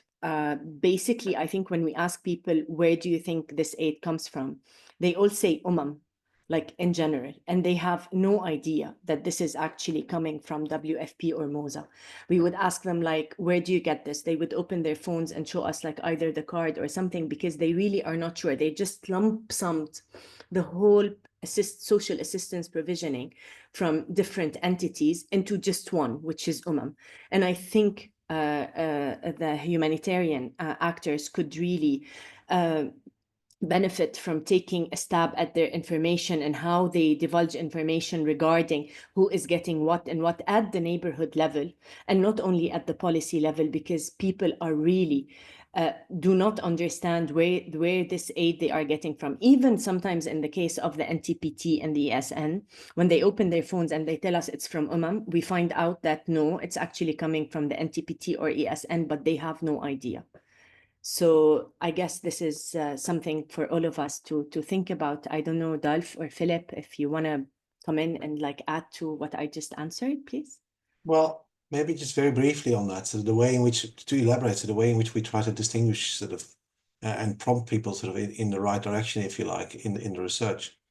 Nadine, that it might be useful just sort of point out sort of how we did sort of try to get people to identify organizations. Exactly. So what we did was we also had like pictures of the different cards, and like we tried to when we saw that they were very when we saw that they didn't understand where this aid came from, we really did try, because also a lot of the questions that we asked, where did you receive aid from this? It was UN WFP, was it MOSA, was it UN, was it UNRWA, was it UNICEF? So we would really explain to them like what UNICEF provides and like provide pictures. It was a quick snapshot of the different cards and where these cards were coming from and the different affiliation. So we did have a role in raising awareness on where the money was actually coming from, but a lot more work is needed at the neighborhood level for the poorest and the most vulnerable to understand where this aid is actually coming from, because they have no clue. Okay, moving on to the third question. Guys, please do ask questions. I think, I mean, I have lots of questions, but I'm not going to ask them. I leave my questions till last. Has there been any scholarly research that examines how systems of protection in Lebanon are intricately embedded within the cultural, religious, and traditional frameworks of society, reflecting the deep interconnect between these protective mechanisms and long-standing sectarian and societal values? Who wants to take a stab at this? I can answer a little bit of that. There's a research paper, I can't remember the author, but you can email me on Christian church provision in Lebanon and the difficult dynamics between Christian forms of provision and desired sort of outcomes of doing that provision. So, you know, within Christian ethics, it's very important not to give things with the expectation that you're going to like achieve something like a conversion from someone, right? It's supposed to be done out of just the sort of generosity of the Holy Spirit and et cetera, et cetera. It's not supposed to be, you know, mercantile in how you're doing it. So there's this study, and I'm sorry, I can't remember I could look it up, I can't remember the author, but what they found is that it's comparison between mosques distributing aid and Christian churches in the Ba'a, and the mosques didn't ask anything, but that's not unusual because mostly they were giving to Syrians anyway, right? But the Christian churches would do a sort of distribution of food and support, and then there would be a sermon that came right after that sort of allotted period of time. And a lot of people felt the need to stay in case they were going to get more, right? So there's this, it was a complicated balance between providing but actually trying to convert. And then there's a discussion of instances of refugee conversion even in this paper. So there's been some studies. Of course, the only other like big study of all of this is Melanie Kamet's work on social welfare in Lebanon, where there, though, the focus is less, it's kind of the traditional framework is kind of like how Lebanese politics has always been, which is, you know, she explores the expansion from in-group to out-group, so that when there's a Lebanese entity that wants to increase its presence within the state formally, it will expand beyond its immediate community to build legitimacy. And we see that with Hariri. He would obviously give aid and support outside of the community when he was trying to build his legitimacy as prime minister. We see it also with Hezbollah. Hezbollah would never ever say that we are only giving the Sajjad card to Shia. They would say we're giving it to people who live in the areas who happen to be poor and we know about, which of course the areas where they operate would tend to skew towards, but not exclusively. So I think there is like this inherent tension between the Abrahamic faiths and giving directly for political reasons, And there are some papers, but it's not something that's been super studied. Of course, zakat is the other thing that's often studied as well, and the family and obligations and things like that. Sorry for that sort of half answer. No, that's great. Sort of maybe just to add a few points to that, I think I'd be very interested, sort of, Philip, sort of for you to share that paper on sort of the Christian sort of versus the mosque sort of based provisioning. Your comments around sort of the resentment around conversion and the fears of conversion, sort of pressure around, or sort of proselytizing pressure around sort of social assistance provisioning was something I also heard sort of in some of the work we've done elsewhere, sort of in the Bekaa Valley with Syrian refugee communities who explicitly complained about that sort of and felt that was sort of being imposed on them. In terms of sort of literature, sort of maybe sort of further to what you highlight, sort of obviously Melanie Camen's work is the most sort of well grounded, but right now also this is quite a dated sort of analytics, I would say, as well. Much of it stems from the mid 2000s when sort of that research was conducted, sort of before the Syrian refugee crisis sort of unfolded. And I should also say that much of those analytics actually focus on Lebanese citizens, take very little account of non-citizens, Palestinians, Syrians, or otherwise. And I think that's quite a big sort of gap sort of in these analytics. So there's a very strong focus on the political mobilization sort of dynamics that sort of sectarianism sort of instigates sort of through social assistance. But it really it's unable to analyze sort of those unfranchised sort of political groups. So in my view, that's a bit of a gap sort of, and maybe one more paper to highlight here also is sort of a paper by Lalia Khalili, sort of who actually argues that sort of, I mean, this is going back sort of longer, but that originally sort of when the PLO sort of was in Lebanon sort of and as sort of height of its sort of powers in the 80s, sort of it actually provided sort of a cross-sectarian sort of system of provisioning through sort of all kinds of essential services, including sort of health based provisioning. That of course was dismantled sort of subsequently.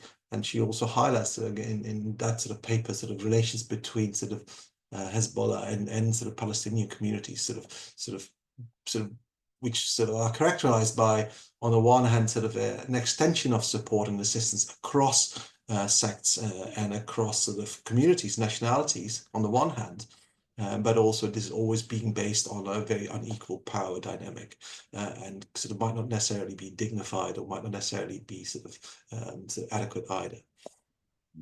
And just two further thoughts on sort of what I think sort of literature has to say in this respect. Yeah.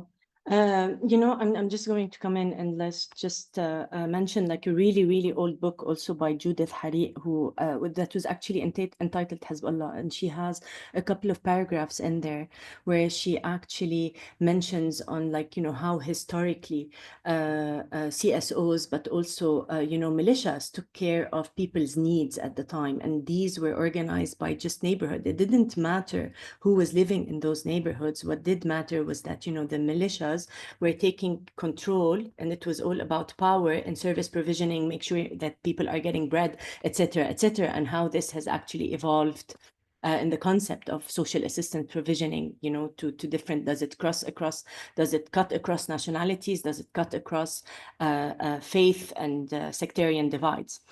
I think, Cynthia, is there any other resource that you would like to add or bring in from your reading? No, you guys literally mentioned all of the ones that I know, so every single one. They did. I was going to go for Kamet, but yeah, I was literally, that's who I was gonna mention because I worked with her. She's a great woman. I really like her, and she did a study in 2017. I was one of the field researchers. So I don't know if there's the most recent study that was published, but that's the last one that I know. And in that one, they did actually mention refugees, because I remember we did interview refugees. If you can share this with us, just to make sure we all have our literature in there, that would be really great.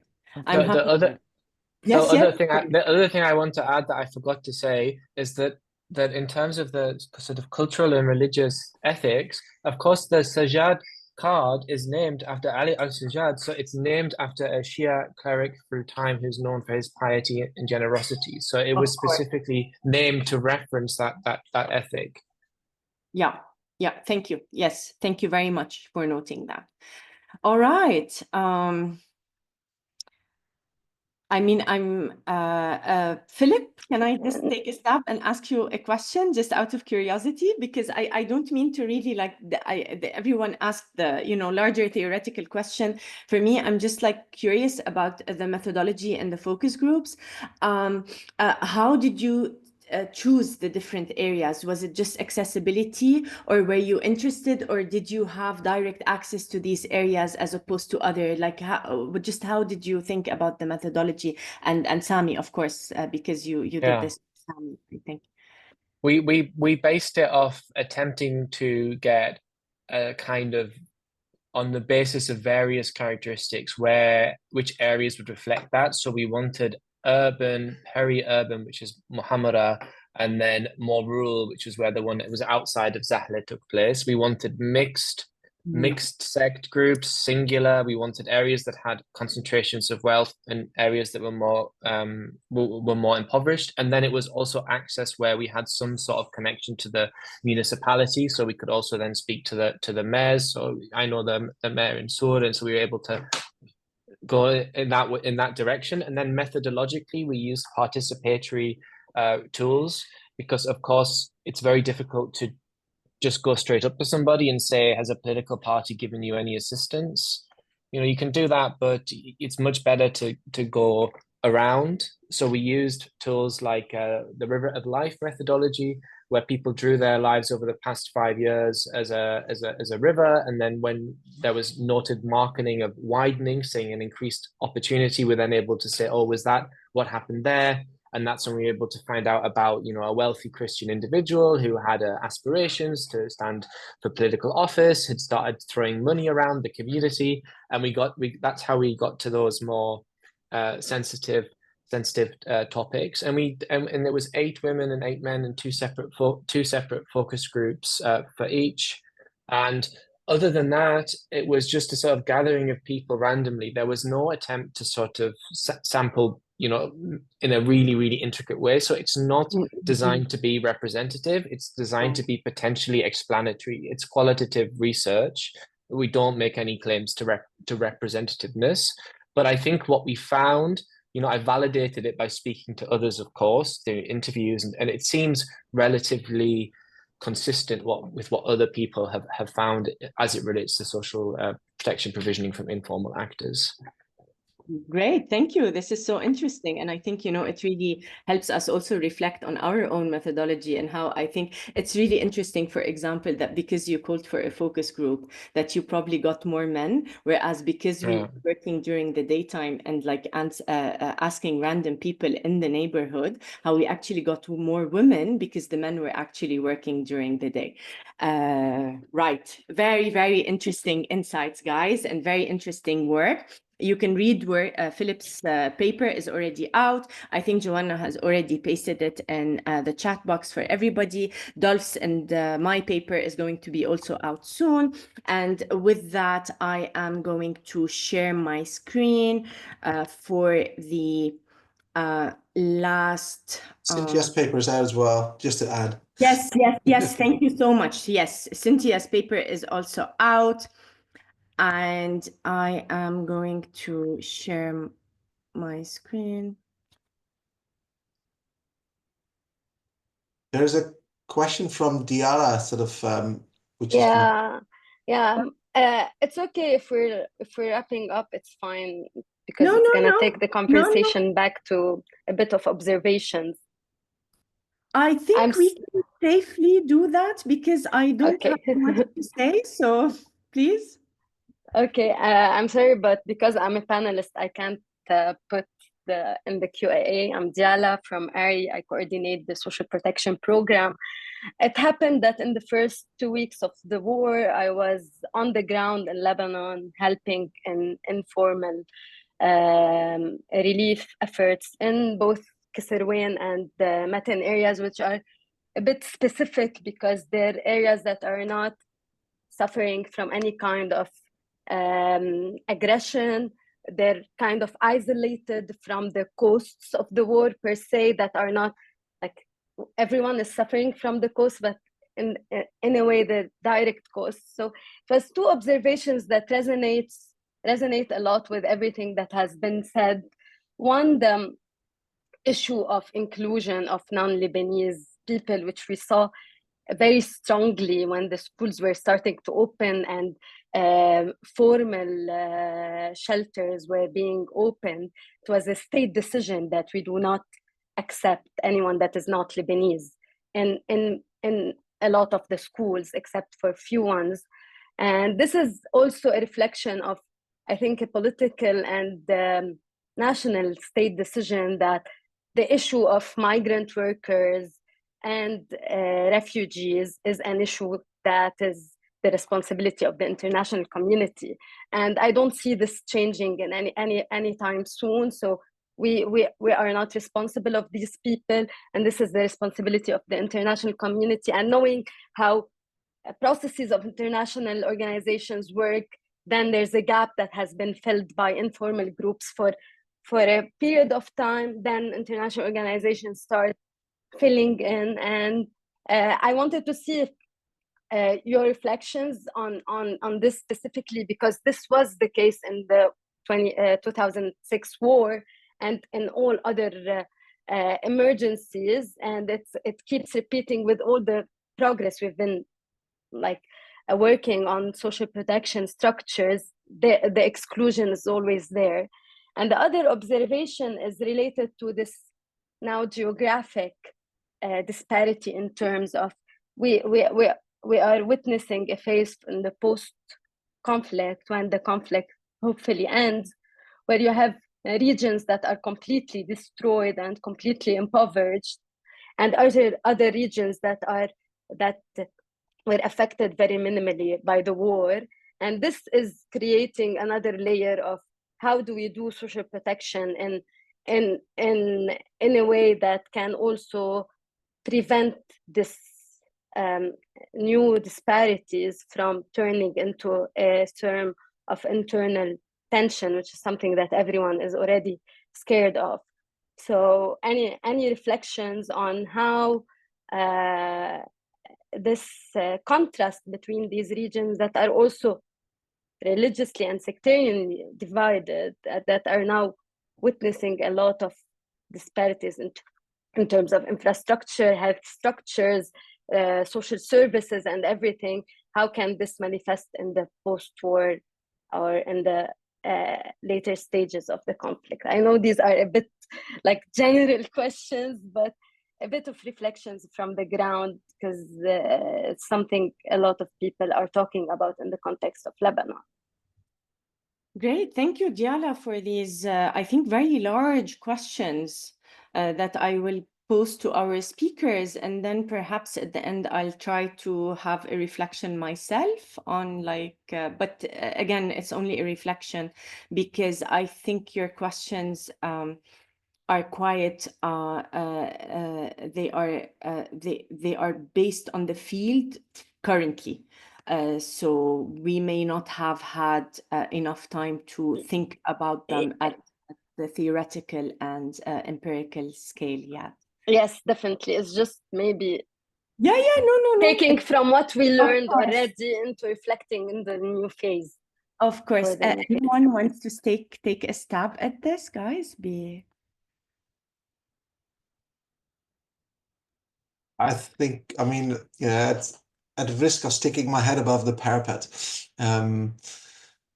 these are really important questions that you're raising, particularly your first set was more, I think, sort of a comment, sort of an observation on sort of the historic trajectories in terms of how the Lebanese state sort of treats sort of non-citizens who are enduringly in the country and enduringly in need. Sort of course, it's adopted sort of legal instruments to sort of to not serve such populations. And how do you address that sort of in the longer term? Sort of, I mean, that's ultimately needs to be needs to be settled through some new kind of a social contract. But how to get there? Sort of, I have no idea, and this is an incredibly knotty question. On the question of the sort of the geographic sort of targeting, more or less, if you want to name it as such, I think this is a really important observation. Sort of, the impacts of the war are sort of are very distinct, sort of distinctly located in particular localities, even though it's still changing sort of over time. Of course, we've only recently sort of Bekaa has become a major sort of target sort of for the bombings sort of, and sort of, you know, needs are changing sort of all the time. I think, you know, I suppose at the moment sort of there's no way you can predict sort of this movement to not sort of expand elsewhere. So that's the first thing. Assume sort of that sort of these needs will continue shifting, but how do you then respond to that? Sort of, I think from, you know, partially sort of, and I don't know what it is a justified sort of assumption, sort of whether sort of these local networks of support are still able to respond sort of locally where sort of those impacts have been most heavy of bombings and sort of assaults. But you would expect them sort of to be most responsive if they are still present and can still organize. I think we don't have to underestimate sort of the resilience of these networks. They are incredibly sort of well rooted and well organized, I think, in many ways. So I think that there's a hopefulness in that. Perhaps, I mean, in terms of the state, of course, the state is cumbersome. It's slow, like the humanitarian system is, as we've heard earlier. Much of the bureaucracy in the system itself is not geared to sort of fast responses, even though sort of Hart presented some really interesting examples of how this is changing in the previous panel. So sorry, there's just a couple of sort of obtuse reflections. Someone else perhaps who can take over. I'm going to say just a couple of things because now I'm very mindful of the time, but just one thing. So of course, I mean, as humanitarians, as academics, but also as activists, I also think that somehow we need to look at how we give the state a pass at all times. Like the state needs to also step up and abolish the kafala system, for example. The state needs to step up and reform the many discriminate laws that we have, whether against women or migrant workers, etc., etc. It's also not okay for us when we have that activist hat or activist role on to always step in and say, oh, the state is not doing it, let me do it. Because the state also historically has adapted to that, and they do realize that we do come in and we take the role of the state. And I really don't think on the long run that this is the answer. On the long run, it's back to what Philip was saying about the social contract and emphasizing all of that. I need to answer the door very quickly. Sorry, but I will wrap it up in 1 second. So if anyone wants to say anything in that second, please go ahead. Cynthia or Philip, did you want to fill the gap and maybe share a few more thoughts from your side here on these questions? Yeah, I can say something about, I mean, when you're asking, Diala, when you're asking later on about, like, when you're talking about social protection and the inequity, the disparity in the region, like in the different regions, because there will be that. It is very much that. There's always a disparity in terms of the way people interact with social development centers, and oftentimes social development centers are providers of social welfare and help you reach social assistance, like the ESN and PTP. I'm talking about formal social protection. So basically, I think that there's definitely going to be a disparity on this part, on this end for sure. And I think it's going to be a very difficult thing to navigate as soon as the war is over. Now that's really a difficult question to see what's going to happen, and as well as the way in which people from our colleagues, what we hear from people at Oxfam specifically, because they work very heavily on the ground, which is that we hear that there's a lot of difficulty in wanting to engage with humanitarian actors who want to link you to social protection or something like that, who want to help you, who want to support you, because there's a lot of distrust right now.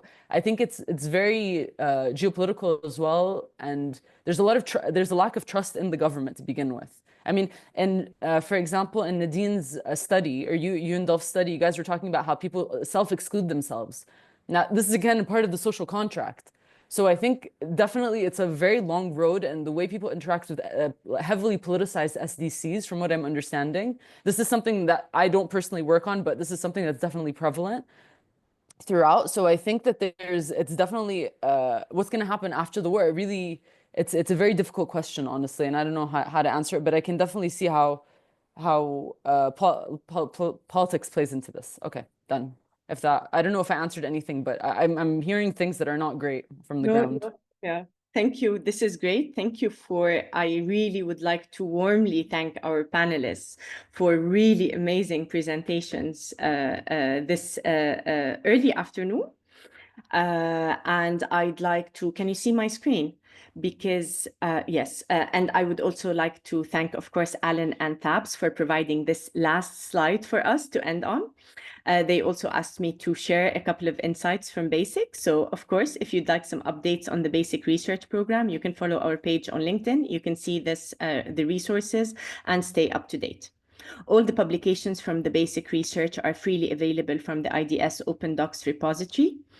You can also see the link on the slide, or you can search this on Google. After the webinar finishes, we are going to bother you, but not for long. We are going to send you a link to complete a short feedback survey. Please feel free to fill it in. We would appreciate it very much, and it will help us make the program relevant and as useful as possible. BASIC Research has a sister program, also FCDO funded, called STAR, STAAR. Facility which provides independent technical assistance and advice for governments, donors, and implementing partners on both social protection approaches in crises and gender-responsive social protection. You can also find them on LinkedIn. STAR and BASIC Research run a joint webinar series hosted on socialprotection.org. The next one is scheduled for the 26th of November, looking at the outcomes of the recent forum on social protection in fragility and conflict. And with that, only 1 minute later, thank you so much again for being with us. Very grateful to be part of this as moderator, and yeah, see you again soon.